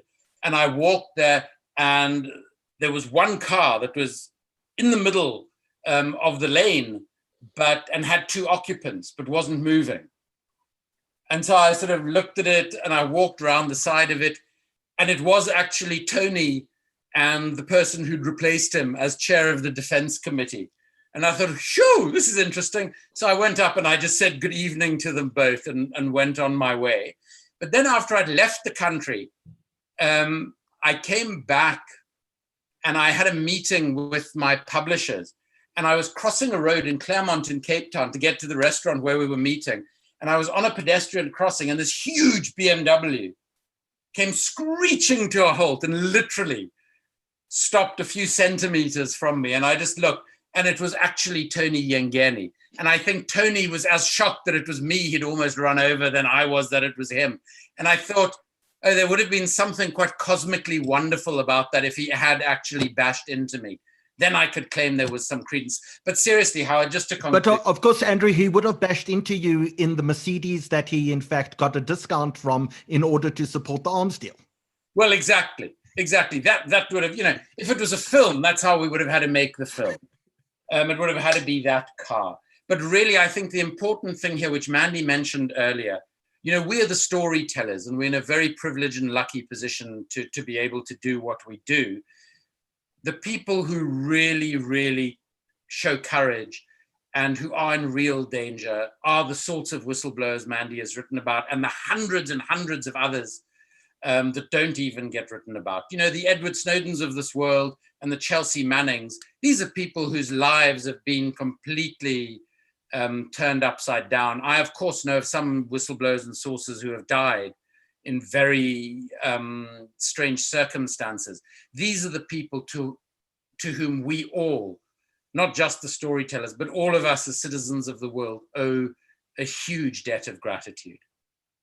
So I want to pay a debt of gratitude to the two of you. Mandy, your book is a magnificent, absolute magnificent read. It's called The Whistleblowers. You can pick it up at Exclusive, Take a Lot, Loot, anywhere where decent books are sold. I highly, genuinely recommend it, not just because you came on the show. I thought it was an absolute page turner. It is a work of absolute genius.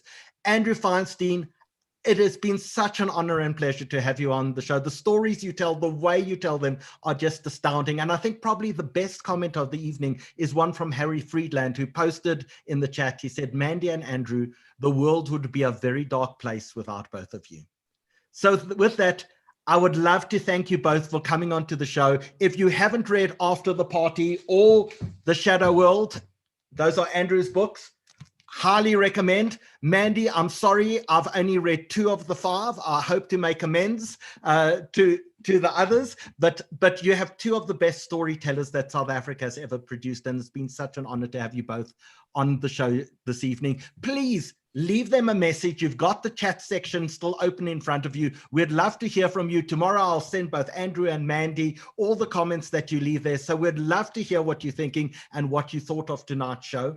We, of course, will be back on Saturday night with our game drive, our African Safari, where we're going to show you some of the best game rangers, photographers, videos that Africa has ever produced. So we look forward to seeing you then. Just a quick reminder, vote in our shofar blowing competition. Vote for your favorite nominee for Jewish Achiever Awards, please. If you're looking for a job, take advantage of the fact that absolutely we're going to try help you find employment. That's what the Jewish Report is doing for our entire community. And I'm determined after tonight, we're going to try and find Bianca a job. She deserves to be in a great position at a company. So please take advantage. If you're looking for a job or if you're looking for staff, we're a perfect place. We're doing this free of charge to absolutely everyone. And if you're starting a business, or if you're in a business and you need any advice about marketing, finance, customer acquisition, human resources, social media, anything, use our facility to ask one of the Titans, ask a question,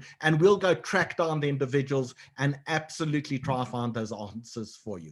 So tonight has been a remarkable evening. It's been fantastic. This was our 58th webinar that we've done during lockdown. It's been so fantastic to be back with all of you. We'll see you again on Saturday evening. We're going to leave the chat open for about another 5 minutes or so, just so you can leave a comment. But thank you for joining us this evening. Mandy, Andrew, sorry for detaining you so late at night, but we'll hopefully see you both soon. It's fine. We'll be up to watch the election, the debate. So.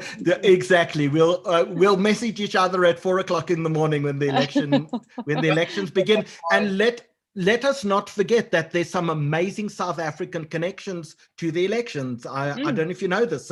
So of course, the first debate took place in the Eric and Sheila Sampson Pavilion, Eric and Sheila Sampson being South Africans. That's where the first debate took place.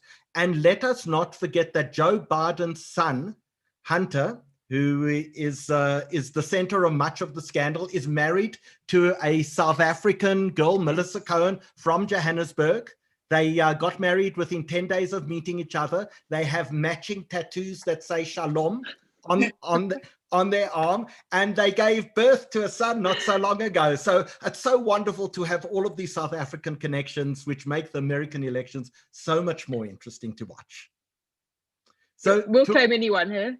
Exactly. So to all of you, have a fantastic evening. Thank you for joining, and we'll see you again on Saturday evening. Cheers, guys. Thanks, everyone. Mandy. Good night. Thank you, Andrew. Farewell.